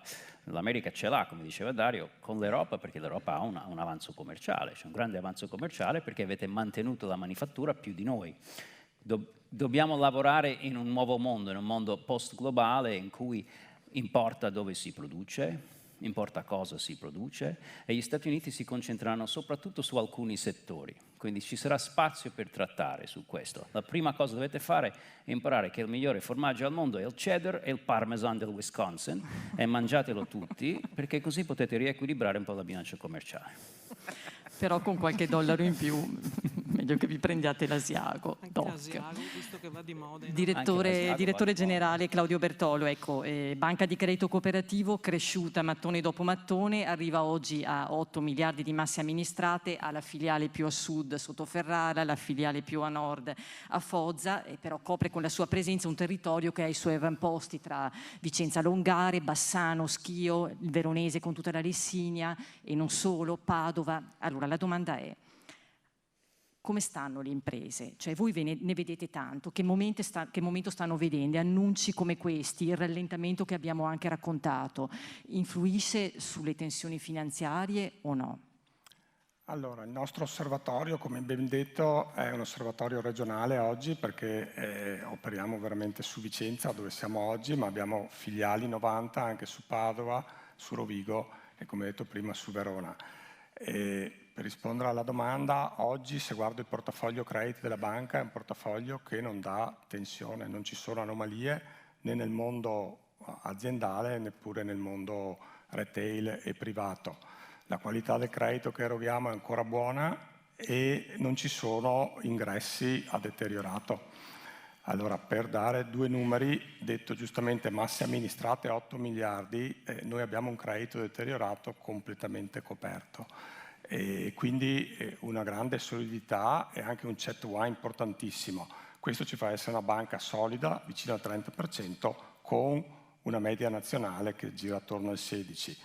Tornando alla domanda, per rispondere alla domanda, quindi non vediamo oggi tensione, però sicuramente parlando con gli imprenditori quello che è stato detto è corretto, ricorso alla cassa integrazione, minori ordini, siamo un territorio orientato all'export, quindi chi lavora con la Germania ha delle difficoltà in questo momento sicuramente. E poi noi vediamo anche aziende dello stesso settore, ci sono aziende che fanno magari lo stesso prodotto, sono concorrenti, e aziende che hanno indicatori di bilancio economico, patrimoniali, finanziari ottimi, aziende concorrenti che fanno lo stesso prodotto che hanno indicatori anomali. Quindi è un po' a macchia di leopardo questa situazione. Oggi, ripeto, non ci sono criticità, il futuro voglio vederlo positivo e una ripresa anche degli investimenti. Sicuramente abbiamo visto i bilanci 2023, 2024, per quello che abbiamo visto fino adesso sicuramente ci sono fatturati in riduzione, ma margini e debità che tengono, quindi situazione ancora positiva, liquidità nelle aziende, margini sicuramente sufficienti per fare nuovi investimenti. Spero in una ripresa degli investimenti nel futuro. Alessandro Grandinetti, nei suoi 20 anni di esperienza nella consulenza aziendale si è specializzato in particolare nel Nord America, Stati Uniti e Canada. Allora, dal suo osservatorio, con questi allarmi, come dire, meglio guardarsi intorno, trovare nuove rotte verso cui indirizzarsi, mercati ad alto potenziale, lasciare un po', magari, penso che sia difficile, gli Stati Uniti, cioè ecco, velocemente che sguardo dà? Ma credo che quest'ultimo 12-18 mesi hanno sicuramente decretato la fine dell'economia globale, no? La frattura dell'economia globale ormai credo che sia evidente e credo che sia anche abbastanza difficile da sanare. Il che vuol dire che si debbono ridisegnare le proprie catene del valore, o si debba cominciare a pensare, quindi quando mi mettono davanti lo spauracchio dei dazi, da gestore di azienda io dico bene, ok, allora cosa faccio per cambiare in modo che possa prendere le mie materie prime da un'altra parte, possa fare market access su altri mercati, come posso ridisegnare i miei prodotti. Cioè, secondo me l'indicazione forte che c'è non è più il mondo di prima, più che una economia globale parleremo di cluster di economie che saranno collegati e collegabili, molto disegnati anche dalla parte geopolitica. Non è una cosa che andrà via in poco tempo, bisogna continuare a gestire nell'incertezza, con una gestione che io definisco un po' strabica, cioè con un occhio ai prossimi mesi, 2 mesi, 3 mesi sui risultati e un altro a 2 anni, 3 anni che individua gli investimenti.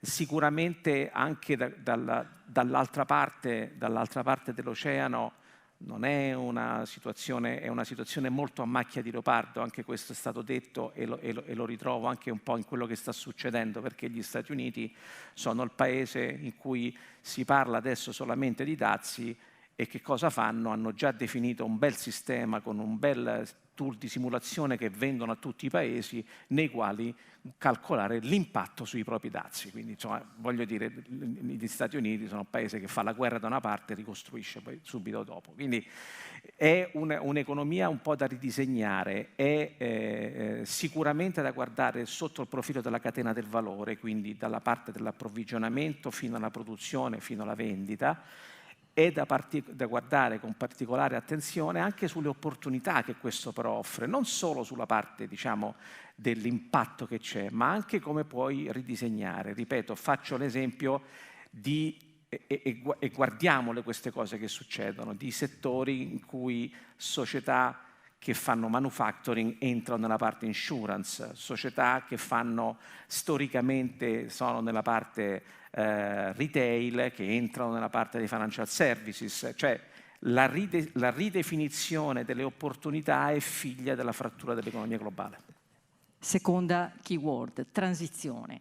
Allora, siamo in grande difficoltà per l'aumento dei prezzi dell'energia e del gas e perché non si trovano ricette. Allora, questa benedetta transizione, che era il pilastro dell'Europa, fondato sulla decarbonizzazione, ora ha visto una mezza marcia indietro sul timing, sulla scaletta dei tempi. Ma intanto, Presidente Dalla Vecchia, le imprese ci hanno lasciato un po' le penne. C'è ancora tempo per recuperare. Lei, Roberta, è provocatoria con me questa sera. Allora, intanto dovremmo cambiare la Presidente Ursula von der Leyen, forse ci chiariremo un po' le idee. Il Green Deal è una follia e ho letto anche oggi, la proposta adesso è di renderlo un po' più soft e favorire per la decarbonizzazione le aziende che hanno sede in Europa, come se non ci fosse un cinese che si può comprare un'aziendina a Schio e far finta di essere italiano. Cioè è una cosa proprio, non sanno cosa vuol dire lavorare, scusate. Il nostro problema è questo.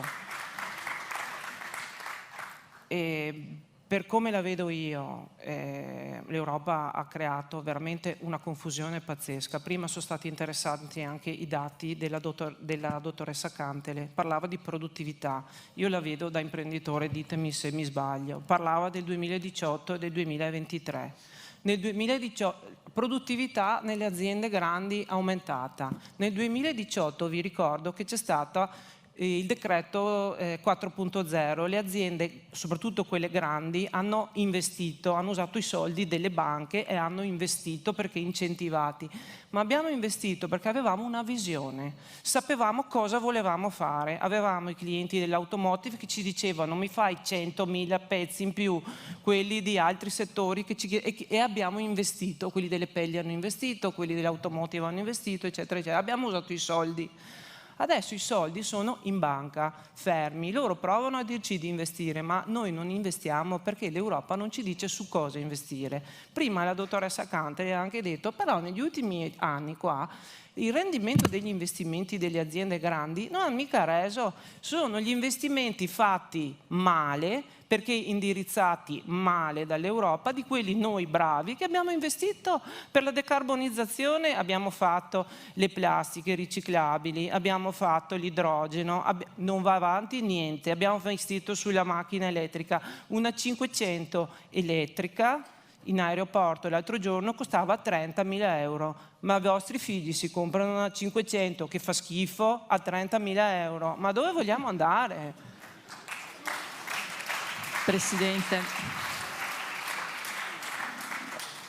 Andrew Spannaus, e poi arriva Trump, prima dichiarazione, il Green Deal è un grande imbroglio. Che ripercussioni ha questo? Posso solo concordare che un'altra delle illusioni, delle varie illusioni degli ultimi anni sta crollando, ed è sicuramente questa.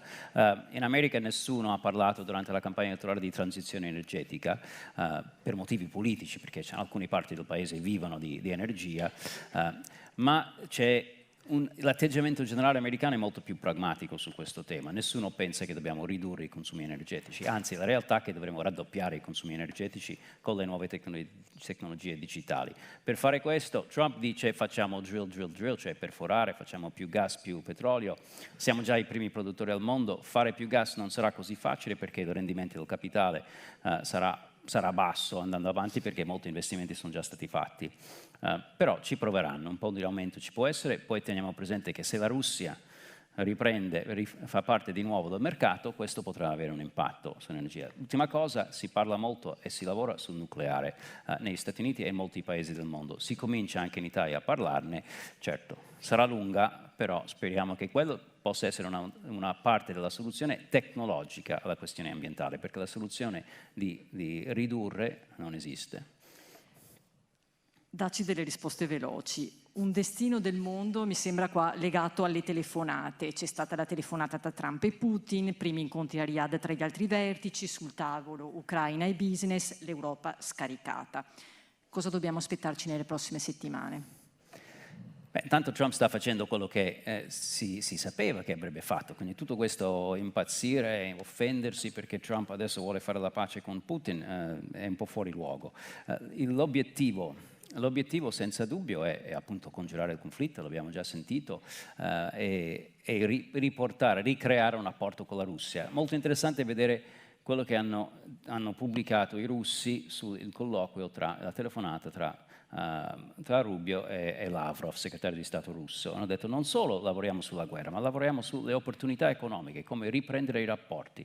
E tra l'altro, voi in Europa da anni cosa dite? Soprattutto in Italia, perché le sanzioni hanno fatto male, ci fanno male economicamente. Sono stati, gli americani, una parte degli americani e una parte dell'establishment europeo a convincere tutti, bisogna fare le sanzioni, bisogna trattare la Russia duramente. Quindi adesso sentire tutti lamentarsi perché Trump vuole andare in un'altra direzione, a me fa un po' ridere. E tra l'altro, concludo su questo, lo scontro tra populisti alla Trump e globalisti, come vedono loro l'establishment, loro lo traducono anche in Europa, cioè contro l'establishment europeo, no, che segue quella stessa linea. Quindi se dovessero invece i politici italiani e europei fare quello che vogliono i cittadini europei, penso che voterebbero a favore di un accordo di pace. È vero. Un'ultima cosa, dal tuo osservatorio, il rapporto tra Trump e la Presidente del Consiglio italiano, a tuo avviso, può servire a qualcosa? Altra telefonata, mi pare in programma, videochiamata sabato, oppure servirà solo a dividere? No, qualcosa serve, l'abbiamo già visto che è servita per Cecilia Sala, poi tutti si sono dimenticati, si sono lamentati per la questione libica. Però il tema per l'Europa è come reagire agli Stati Uniti, lo sentiamo in questi giorni. È giusto, è comprensibile offendersi quando Vance dice certe cose, quando Trump dice vi tagliamo fuori, però sarebbe molto più utile cercare gli aspetti di contenuto in quello che dicono e in questo capire per l'Europa, cioè perché l'Europa non funziona. Abbiamo parlato di energia, ci sono tante altre cose, ma in generale i trattati europei sono scritti sul modello di globalizzazione, di ordoliberismo, cioè di un modello economico che non c'è più. Siamo in un mondo diverso, basato più sulla sovranità, sulla protezione, perché c'è uno scontro, una competizione globale che bisogna affrontare. Quindi l'Europa può dire ok, noi diventiamo i difensori di questo sistema, di questo vecchio sistema che non voleva prima, in realtà è stata un po' spinta dagli Stati Uniti a farlo, oppure può dire bene, anche noi dobbiamo vivere in questo nuovo mondo. Quindi Giorgia Meloni può essere in questo contesto forse può cercare di aiutare a dire bene, facciamo il dialogo, facciamo noi delle proposte, anche se sono basate sugli interessi europei, però delle proposte per lavorare, piuttosto che dire no, ci dividiamo, noi ci facciamo rispettare quando sarà molto difficile.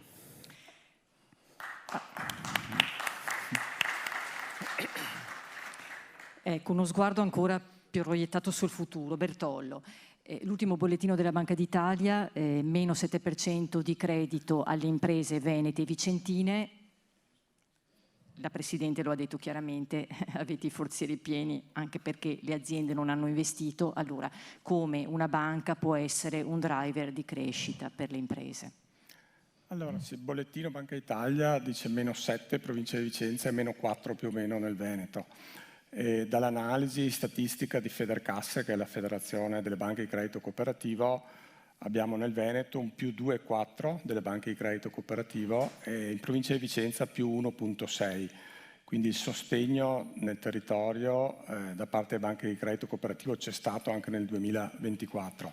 Ecco, la dimensione che abbiamo raggiunto come banca ci permette anche di operare e di interagire con successo con le grandi imprese. Quali sono i driver? Ce ne sono tanti e il 2025 è sicuramente un anno ricco di opportunità. Quali sono queste opportunità? Sicuramente come banca per le grandi imprese, che è la platea qui davanti, in autonomia tranquillamente, se c'è la volontà di innovazione, di fare investimento guardando al futuro, possiamo gestire i 5-10 milioni senza nessun problema. Poi noi facciamo parte di un gruppo bancario Cassa Centrale Banca di Trento, quindi possiamo operare cooperazioni in pool per 30, 40, 50 milioni senza nessun problema. Poi ci sono anche dei canali alternativi al credito bancario. C'è un fondo con la finanziaria regionale Veneto Sviluppo, istituito proprio dalle banche di credito cooperativo, quindi operazioni di private equity, quindi immissione nel capitale della società, sempre con quote di minoranza, quindi lasciando il controllo all'imprenditore, e anche il fondo mini bond, che è un fondo sicuramente importante. Quali sono le altre opportunità? Ce ne sono tante, ci sono i crediti d'imposta, ci sono contributi a fondo perduto, ci sono i finanziamenti agevolati. Non voglio entrare nel dettaglio, ma per le misure Simest, per chi opera nell'estero, siamo tranquillamente 10% a fondo perduto, 90% di finanziamento quasi a tasso zero. Poi ricordo un bando che è aperto adesso per le grandi imprese, un fondo di transizione industriale, sono 400 milioni di disponibilità, e su questo il bando è aperto dal 5 di febbraio fino ai primi di aprile e è un'opportunità perché si parla di grandi investimenti, dai 3 milioni ai 20 milioni. Noi la nostra consulenza ce l'abbiamo nel mondo estero, perché qui parliamo di estero, ce l'abbiamo, soprattutto agli imprenditori interessa nuovi paesi, nuovi clienti e incassare bene. Ecco, incassare bene paesi ad alto rischio è rischiosissimo in questo momento. L'export control all'interno delle aziende è fondamentale, se c'è bisogno di una consulenza questa ce l'abbiamo sia per i controlli soggettivi che oggettivi della merce che viene esportata. È molto curioso che alla fine non c'è la difficoltà di reperimento di risorse, ma come diceva Grandinetti prima, il vero problema delle imprese, e qui insomma lo sappiamo bene, è la difficoltà di reperimento di risorse umane, insomma, che è un altro tema. Ecco, non glielo chiedo perché insomma ne ha già parlato diffusamente. Ecco, io volevo uno sguardo sul futuro anche da parte della Presidente Della Vecchia. Lei ha sempre detto che qui abbiamo delle antenne, lo ha detto nella sua ultima assemblea, lo ha detto nell'assemblea precedente, che permettono di vedere che cosa accadrà, perché siamo grandi esportatori, insomma per tutta una serie di ragioni. Che cosa vede? Allora, non mi aspetto grandi cambiamenti nei prossimi anni, nel senso che le aziende sono sane, come dicevano anche gli ospiti qui. Fortunatamente anche se ci sono stati ridimensionamenti aziendali, fondamentalmente i bilanci tengono, però se l'Europa mantiene questi ritmi, cioè ci mette 2-3 anni a cambiare le regole, ci metteremo 2-3 anni a capire su che cosa dobbiamo investire, quindi non mi aspetto che in Europa cambi tanto. Effetto dazi, secondo me, sul breve termine succederà che in America avranno aumento dell'inflazione, forse qualche settore sarà più colpito di altri, non mi aspetto comunque grossi stravolgimenti. Se la trovassi, se noi avessimo soldi, come diceva Spannaus, sarebbe da comprare un'azienda americana e andare là a produrre, secondo me. E quello che mi fa veramente paura è che è il nostro nemico che abbiamo in comune con l'America è la Cina, ma non perché sono cattivi, perché lavorano giorno e notte, hanno degli stipendi che sono basati su un livello minimo di sopravvivenza e degli incentivi altissimi, cioè un tecnico di un'azienda cinese può guadagnare anche 3-4 volte quello che è il suo minimo salario. Adesso in Cina sono senza lavoro. Ho fatto io dei colloqui per dei commerciali, erano tutti disoccupati e il governo non rende ufficiali questi dati. Allora quelli lì che hanno il minimo di sopravvivenza si scanneranno per portare avanti i progetti, e dove vendono se non vendono in Cina e l'America li odia, attaccano noi. Stanno già arrivando, come dicevo prima, via Russia, via Turchia. Allora noi dobbiamo aver paura di quello? Gli americani hanno paura di quello? L'amministrazione Trump è governata dalle big tech. Quelli hanno in mente l'intelligenza artificiale, no, la manifattura. Il grande livello di conflitto è là, è sull'industria spaziale. Quindi cosa vedo nei prossimi anni? Vedo che sul lungo termine, se non riusciamo a tenere bassi i costi dell'energia e quindi a produrre a basso costo, i cinesi ci mangiano, gli americani ci mettono i dazi, però io so anche che nessuno come noi europei ha un livello di innovazione così nella manifattura, perché i cinesi, anche se lavorano bene, ancora copiano, cioè noi abbiamo più brevetti di loro. Gli americani non hanno la manifattura, perciò per finire in bellezza, secondo me, dobbiamo essere consapevoli della nostra capacità, ragionare da nazione, avere una strategia nostra. Non abbiamo il cattivo in Cina, il buono in America, il cattivo in Russia. Noi dobbiamo dialogare con tutte queste tre tipi di superpotenze e cercare di vendergli il più possibile.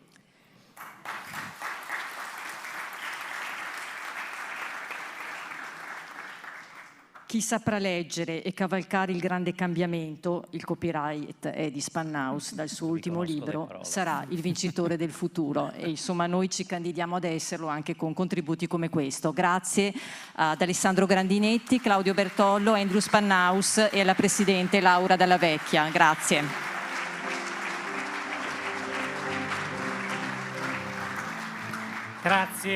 Grazie Roberta Bassan. Come avete sentito, la Presidente Dalla Vecchia l'ha toccata piano e non l'ha fatto di fioretto quando ha chiesto di cambiare Ursula von der Leyen. Ha liquidato la 500 e la Fiat, ma nel finale ci ha indicato la strada, la sua strada, che è quella del dialogo con le tre superpotenze, gli Stati Uniti, la Cina e l'Unione Sovietica.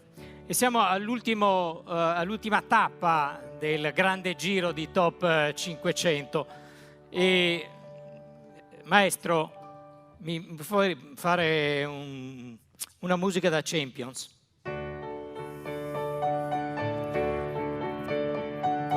Voi direte, quello lì ha sempre in mente il calcio, e non è vero.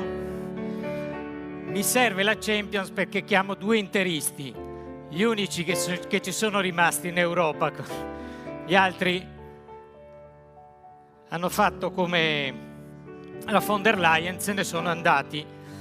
E quindi chiudiamo con il ritorno a casa dopo qualche anno del dottor Cottarelli.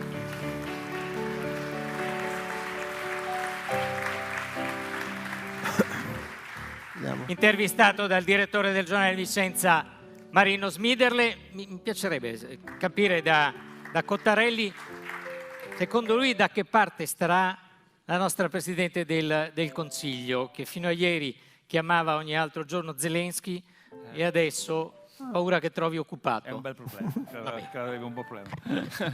Grazie Luca. Non c'era mai stata una sede cardinalistica così, vero? No, solo reali. Peraltro, Carlo Cottarelli, volevo partire da quando lui era il nostro Elon Musk. Sembra una bestemmia, ma un decennio fa, 2013 se non ricordo male, Enrico Letta, quando era Presidente del Consiglio, Enrico Letta diede a Carlo Cottarelli l'incarico che Trump ha dato a Elon Musk. Forse non ha trovato quei poteri che ha Elon Musk. Qual è la differenza principale? Però doveva dare un po' un occhio al debito pubblico, che nel frattempo è arrivato a 3.000 miliardi. Ecco, vorrei partire con una domanda un po' provocatoria. Forse farebbe bene un Elon Musk per noi, per il debito pubblico? Sì, oppure Milei. Forse Milei è ancora più estremo di Elon Musk rispetto a quello che sta facendo.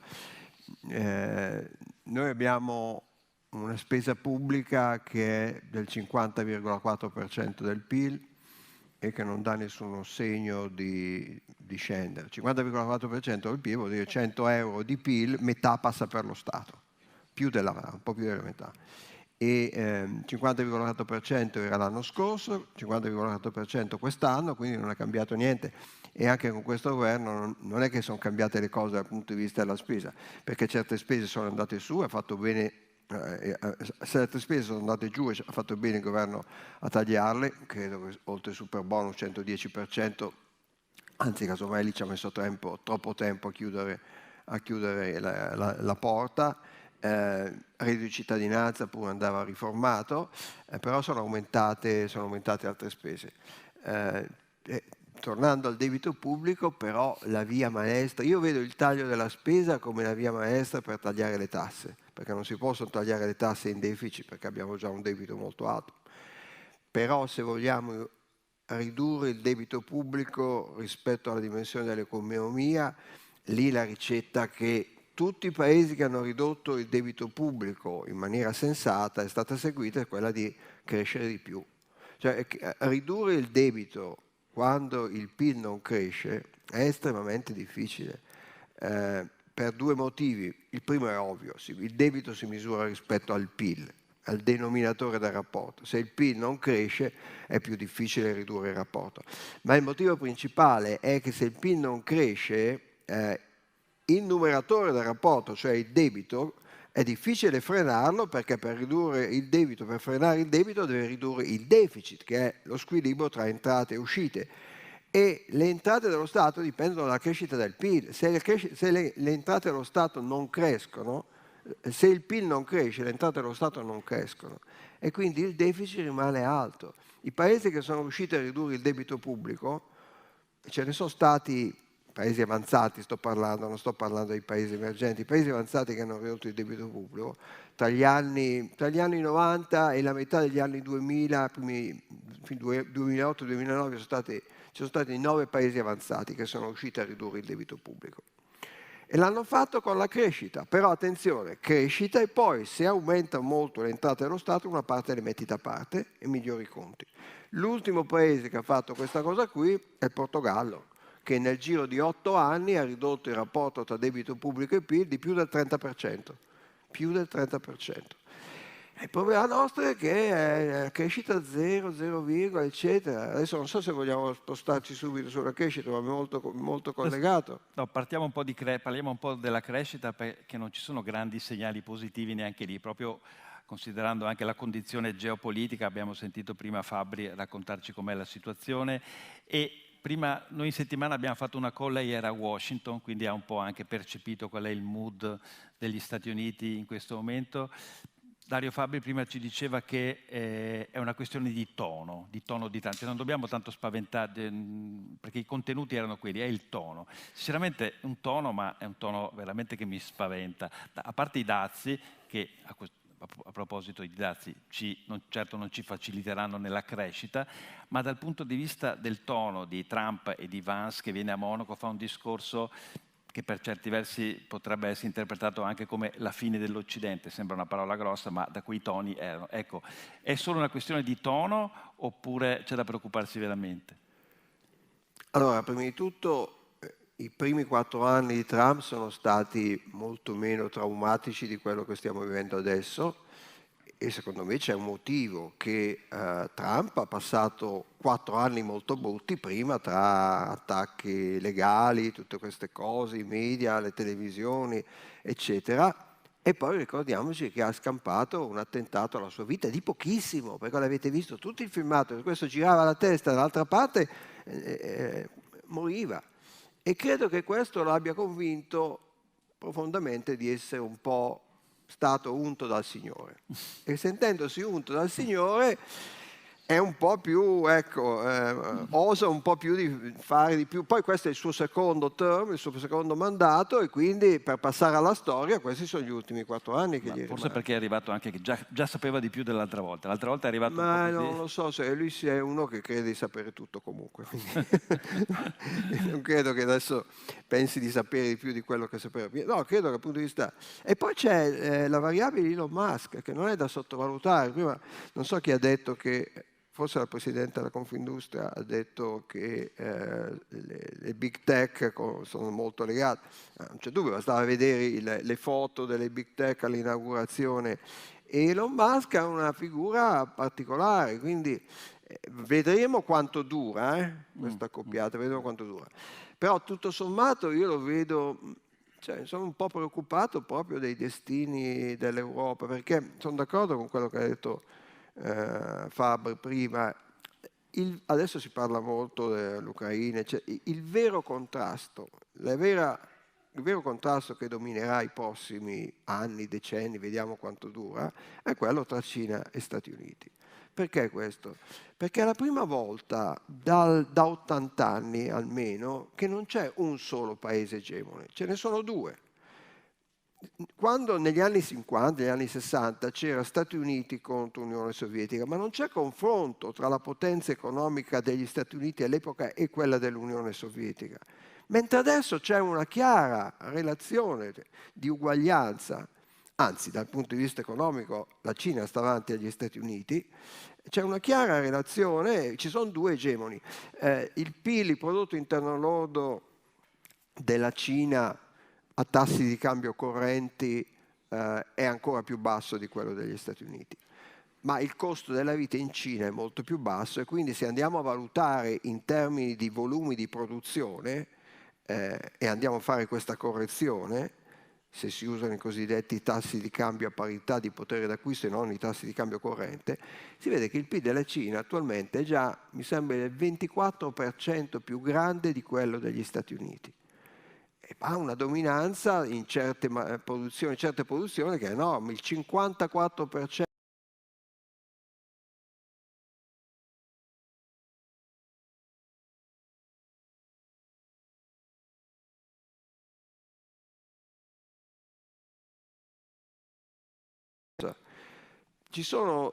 C'è un'area in cui gli Stati Uniti sono ancora avanti e è l'investimento in intelligenza artificiale, circa 340 miliardi l'anno contro credo i 130 della Cina, al terzo posto c'è il Regno Unito che sono 30, neanche 25 miliardi, quindi gli Stati Uniti sono molto, ma a parte quello la Cina sta avanti in tante aree tecnologicamente sviluppate. Non credo a questo punto di vista che ormai i cinesi copino soltanto, purtroppo fanno anche tante cose di loro iniziativa. L'altra area di debolezza dal punto di vista a questo punto più geopolitico e non soltanto economico è dal punto di vista, sono le spese militari e soprattutto l'arsenale atomico. Spese militari, nelle valutazioni che ho visto fatte meglio, della Cina sono circa il 60% ancora di quelle degli Stati Uniti, ma stanno crescendo. Arsenale atomico, quello cinese è molto più piccolo, ma proprio per questo l'alleanza russa tra Russia e Cina diventa particolarmente pericolosa per gli Stati Uniti, perché fornirebbero le testate nucleari che la Cina non ha. A questo proposito, da qui la necessità di staccare la Russia dalla Cina come priorità. Chi ci va di mezzo però l'Europa, ovviamente. Però le spese militari, da una parte Trump vuole che l'Europa aumenti le spese militari, parlava addirittura del 5%, inizialmente era il 2%, diciamo che a 3% potremmo trovare un'intesa. Dall'altra parte è anche l'Europa che vede un Trump e un'America che si disimpegna, perché siamo sempre stati abituati a delegare agli Stati Uniti, diciamo, la questione della difesa militare, della difesa.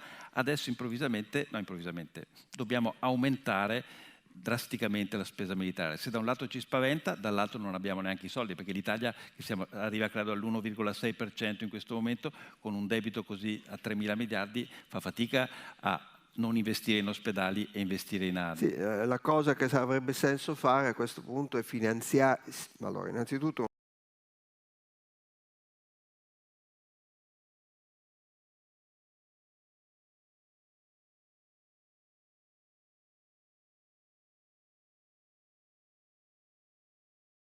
allora dobbiamo trovare le risorse.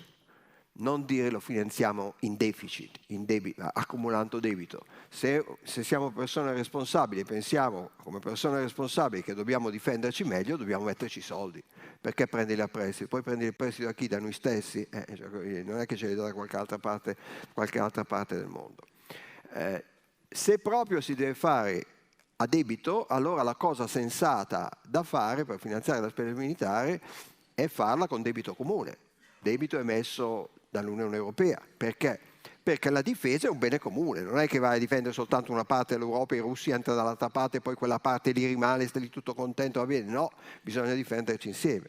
Però lì c'è l'opposizione dei paesi come la Germania che il debito comune loro proprio non lo vogliono sentire. Loro direbbero magari tagliate qualche altra spesa.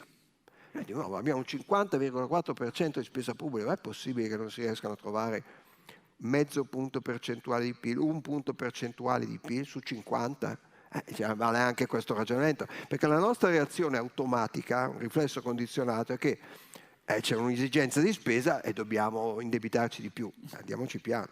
Però io non sono neanche troppo convinto che sia necessario un aumento della spesa militare in Europa. In Italia sì, perché in Italia siamo neanche al 2%, nonostante gli aumenti nel bilancio di quest'anno, siamo all'1,6% del PIL, neanche il 2% che è il minimo sindacale richiesto dalla NATO.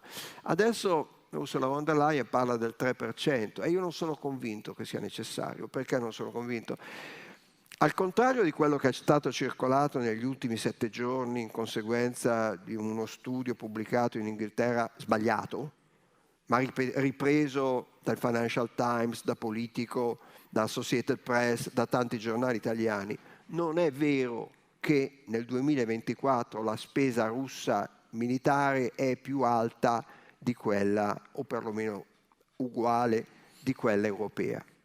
C'è un errore in questo studio. Faremo uscire come osservatorio sui conti pubblici dopodomani una nota su questo, faremo un comunicato stampa, eccetera, parleremo con l'ANSA, eccetera, ne parlerò in televisione.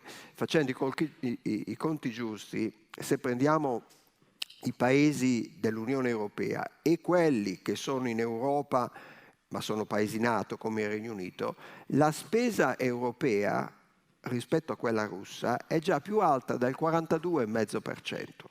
Quindi non è che noi europei spendiamo poco. Se la minaccia non è l'attacco alla Groenlandia da parte di Trump, ma è la minaccia russa, noi spendiamo già adesso il 42% più della Russia. Qual è il nostro problema?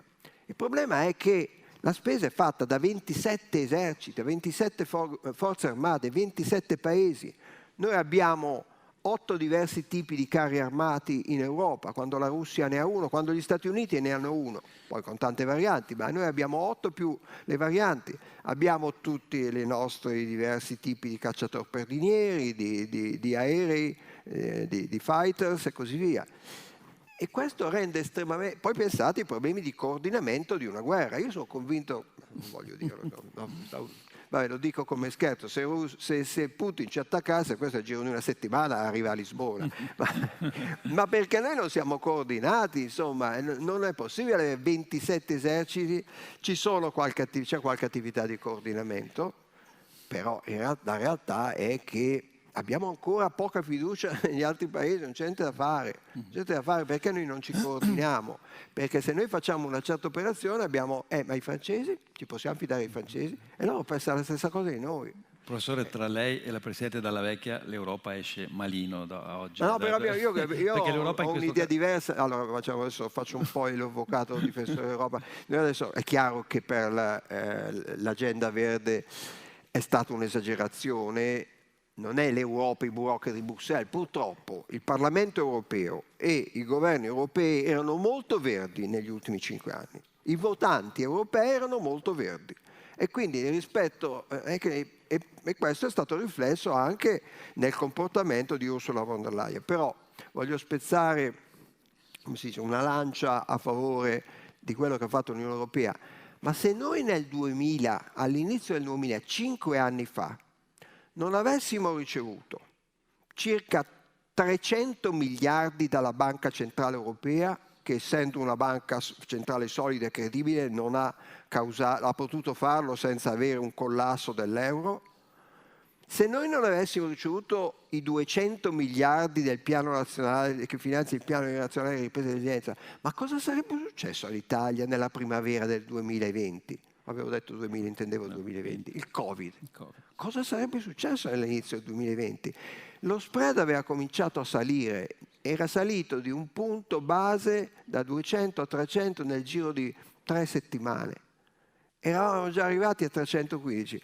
Dopo una sfortunata conferenza stampa in cui la Presidente della Banca Centrale, Christine Lagarde, la mia ex capa, non mi ricordavo il nome, l'età. Il Fondo Monetario. Christine Lagarde aveva fatto questa conferenza stampa un po' disastrosa, dando l'impressione che mai e poi mai la Banca Centrale Europea sarebbe intervenuta per bloccare gli spread. Dopo 5 giorni è stato annunciato un piano di 700 miliardi e per 2 anni e mezzo la Banca Centrale Europea è diventata il bancomat del governo italiano. Come credete sia stato finanziato aiuti 1, aiuti 2, aiuti 3, aiuti 4, anche cose disastrose come il super bonus 120%? Tutti questi bonus che abbiamo ricevuto sono stati finanziati dal bancomat della Banca Centrale Europea. E poi è arrivato il piano nazionale di ripresa e di resilienza, il Next Generation European Union, che non ci sarebbe stato senza Ursula von der Leyen. Poi che Ursula von der Leyen abbia ceduto alle pressioni eccessive dei Verdi, e non soltanto dei Verdi, perché non era soltanto l'ambiente, c'era tutta la normativa, ESG, i reporti, e lì però non c'avevi i voti, perché una buona parte del Parlamento europeo era dominato dai Verdi, da una sinistra estrema e così via. Adesso che il Parlamento si è un po' riequilibrato, fine febbraio sarà annunciato il piano, la semplificazione che è necessaria. Erano cose assurde, perché l'idea che un'impresa di una certa dimensione andasse a controllare tutta la sua catena del valore in tutto il mondo per vedere se i diritti umani erano rispettati da tutte le imprese, che è una cosa da matti. Adesso questa sarà semplificata perché appunto la pressione politica si è un po' ridotta. Quindi comunque ricordiamoci che qualcosa di buono l'abbiamo ricevuto dall'Europa in questi ultimi anni. Ma secondo lei Trump ci vuole divisi o uniti? No, divisi, ma è ovvio. Mi riferisco alla domanda che faceva Luca Ancetti prima, cioè la Meloni ha un rapporto privilegiato, è riuscita a costruire anche per affinità ideologica, per quanto fino adesso è stata la più atlantista di tutti i leader europei, è sempre stata molto vicina a Zelensky. Adesso cosa succederà? Deve ricalibrare le posizioni? Non lo so, in effetti è un po' silenzioso in questi giorni perché diventa complicato. Io credo che noi era necessario sostenere l'Ucraina. Abbiamo sentito prima che le cose non sono al contrario di quello che si dice, come dice anche Conte, ma voi vi rendete conto, ieri non so se avete sentito quel film, vi rendete conto, noi questa l'abbiamo persa, e quanto ci ha perso la Russia per far guadagnare qualche chilometro di territorio? E se non fosse stato facile per la Russia arrivare a Kiev, e a questo punto chi è che fermava Putin da ulteriori voglie di prendersi qualche altra parte del territorio, magari territori che sono parte della NATO? Con questo non voglio dire che non ci sono santi in questo mondo, l'Ucraina non è certo santa, hanno fatto anche loro cose sbagliate, però bisogna, ponderando i torti e le ragioni, io credo che fosse inevitabile sostenere l'Ucraina anche militarmente. Adesso spero che si arrivi a un accordo di compromesso che consenta la indipendenza effettiva dell'Ucraina, che sarebbe stata persa se non ci fosse stata questa guerra. Qualche cosa Putin deve avere in cambio. Ma tornando al discorso dei valori che facevo prima, io sono sempre stato, come tanti di noi, affascinati dal mondo dell'America, la libertà, questa specie di utopia. Ecco, per quanto Tony, questo atteggiamento adesso mi ha veramente spiazzato, l'atteggiamento di questa amministrazione, nel senso che si parla esclusivamente di interessi denari. C'era il Daily Telegraph, ha pubblicato l'altro giorno diciamo, le condizioni economiche che Trump vorrebbe dall'Ucraina, il 50% dei ricavi di tutte le prossime... Ecco, è proprio, svanisce così il sogno americano che abbiamo nelle nostre teste. Allora, uno si dovrebbe chiedere se ci fosse stato Trump, ci sarebbe stato il piano Marshall. Non lo so, lì c'è stato un piano generoso da parte degli Stati Uniti, piano generoso che poi aveva un ritorno per gli Stati Uniti, perché quei soldi del piano Marshall poi servivano a comprare cose che gli Stati Uniti producevano. Bisogna vedere se... certo c'è una canzone di David Bowie che diceva "This is not America", no? Una volta ci penso un pochino a queste cose. È ancora tutto da vedere. Ovviamente io poi sono influenzato dal fatto che io il 6 gennaio 2021 ero lì a Washington, mi sono seguito in televisione, cosa che non avrei mai visto, non avrei mai pensato di poter vedere, l'attacco al Congresso americano. E avendo sentito la mattina stessa Trump che arringava la folla e che fondamentalmente non diceva proprio andate a prendere il Congresso americano, ma ci è arrivato molto vicino. Tutto questo mi rende un po' perplesso rispetto alla presidenza Trump. Non c'è dubbio che lui difenderà gli interessi dell'America. Ha una difficoltà, l'America economicamente stava andando molto bene. E battere il record di Biden in termini di crescita economica, disoccupazione bassa, sarà molto difficile. Dal lato suo c'è il fatto che durante la presidenza Biden c'è stato quell'aumento dell'inflazione molto forte, adesso l'inflazione c'è ancora negli Stati Uniti, è ancora abbastanza alta, ci sono alcuni settori dove si sente molto. L'influenza aviaria ha portato un aumento enorme del prezzo delle uova. Io sono stato negli Stati Uniti, sono tornato una settimana fa, per tutti i giorni regolarmente si è sentiti a parlare del prezzo delle uova negli Stati Uniti, per questo. Però ancora questo non ha avuto, ancora molto popolare Trump, non ha ancora avuto nessun impatto sulla sua popolarità. Tenga presente che stiamo parlando da Vicenza, dove quest'anno sono 70 anni di presenza militare americana a Vicenza. Certo. Però da come ha detto Trump, ha detto che li vuole tenere. Li vuole tenere. Sì, ha detto così. Anche perché appunto sono diventati anche una componente importante per l'economia vicentina. C'è stato i tempi di rumor che lottava per tenerli, mentre l'ultima con Prodi lottava c'era qui una manifestazione di 100.000 che li voleva cacciare per la seconda base, insomma ci sono stati rapporti alterni. Vorrei chiudere con una questione legata, da una parte l'intelligenza artificiale che rivoluzionerà un po' tutto e dall'altra le sette sorelle che ci sono adesso negli Stati Uniti, la cui capitalizzazione di borsa in questo momento vale più o meno come il PIL di tutti i paesi importanti d'Europa. Ecco, questa veramente diciamo, equivalenza abbastanza spaventosa, questo potere, tanto potere in mano di pochi, potrà condizionare la presidenza Trump e il resto dell'economia? Sì e no, nel senso che, allora, cosa è successo negli ultimi anni? Biden aveva ricominciato a mettere un po' di pressione sul big tech, sulle 7 principali compagnie, nominando persone al Dipartimento della Giustizia che hanno ricominciato azioni legali contro le big tech. Trump ha fatto nomine che suggeriscono che potrebbe andare avanti in quella direzione, perché le nomine che sono state fatte non sono male da questo punto di vista, però non ha nessun vantaggio Trump a fare una lotta approfondita alle big tech. Perché? Per lotta approfondita intendo dire usare strumenti davvero significativi, al limite anche riattivare lo strumento che non è stato più usato dal 1982, quello dello spacchettamento. L'ultima grande impresa americana che è stata spacchettata è stata AT&T e non è più successo successivamente.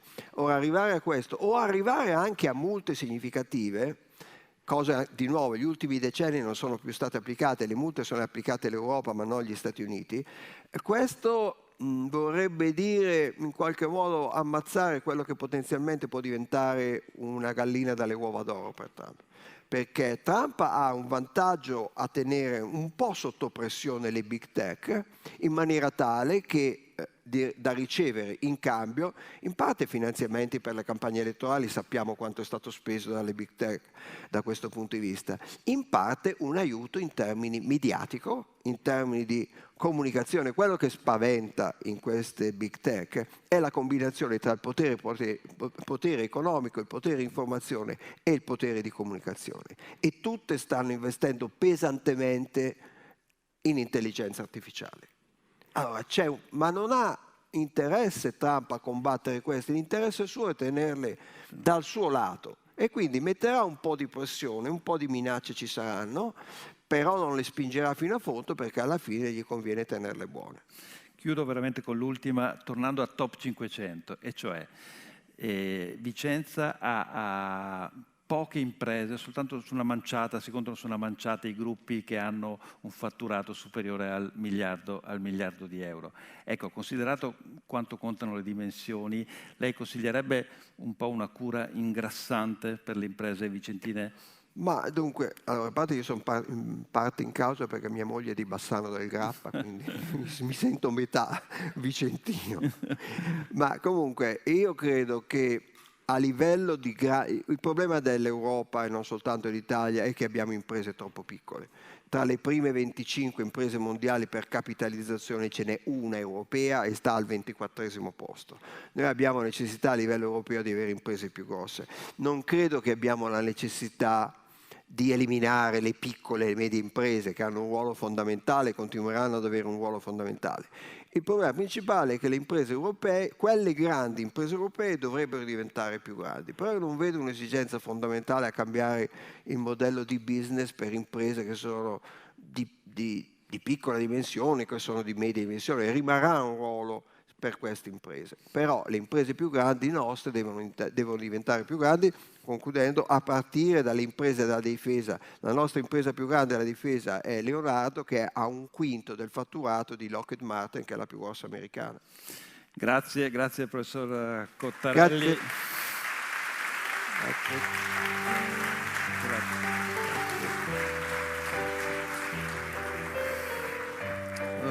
Grazie. Grazie al professor Cottarelli, che congediamo. Rimani qua Marino, perché come ci fa ascoltare il maestro Diego Bassignana, la musica è finita, gli amici se ne vanno, musica di Umberto Bindi. Vorremmo ringraziare chi è stato con noi, e cioè PwC, che ha coorganizzato questo evento, il Dipartimento di Economia dell'Università di Verona, che è stato fondamentale. Un grazie va alle redazioni, colleghi giornalisti che hanno... Approfitto per dire una cosa, ringrazio la redazione Economia con Gianmaria Pitton, Roberta Bassan. Tra l'altro vi invito a iscrivervi alla newsletter che abbiamo da un po' di tempo, sta avendo molto successo, devo dire, siamo contenti. Attraverso il sito potete iscriversi, la newsletter si chiama Il colore dei soldi, anche all'interno della borsa c'è una specie di QR code in cui potete iscrivervi, ed è un modo noi cerchiamo di aggiornare ogni lunedì la situazione economica, non soltanto vicentina, dare un breve diciamo flash su quella che è la situazione economica. Abbiamo capito dalla giornata di oggi che essere informati sull'economia conta ed è importante. Il colore dei soldi, che è preso dalle attività dei ladri, che quando uscivano dalle banche scoppiavano le mazzette e dicevano: a cazzarola, sono colorati i soldi. Ed è da lì, vi invito ad iscrivervi, ringraziando la redazione Publiadige, i nostri colleghi di Publiadige che hanno lavorato per permettere la sostenibilità, verde non verde, ma sostenibilità di questo evento, l'ufficio marketing, perché dietro all'organizzazione complessiva c'è molto lavoro di molti colleghi e colleghe che non si vedono, ma la cui attività è preziosissima, anzi indispensabile, così come quella dei tecnici che ci hanno permesso questo allestimento e ci hanno permesso peraltro di essere seguiti da casa, perché questo evento è andato in diretta sul nostro sito e sui canali social del Giornale di Vicenza. E poi chi ci ha affiancato: BVR Banca, Veneto Centrale, AGSM AIM Group, Inclima, e poi Marcante Automobili Toyota, Sistemi Pordenone Udine Vicenza SRL, Stabtech, Home Tools, VDP Group e poi le agenzie Lanza e Zip, che come avete visto ha anche curato il video che ha annunciato all'inizio la nostra nuova immagine, l'immagine del gruppo Atesis. E adesso, se avete il piacere ancora di rimanere assieme a condividere questo lungo pomeriggio che spero abbia risposto alle vostre attese, alle vostre curiosità, abbia ampliato anche la conoscenza su questo mondo schizofrenico che non ci lascia respiro, che cambia di giorno in giorno, c'è un momento giù, scese le scale a sinistra, e non è un'indicazione politica, solo per non perdervi nel giardinetto. Vi attende il giardinetto banqueting per un terzo tempo, un aperitivo insieme a noi. Grazie, arrivederci. Grazie.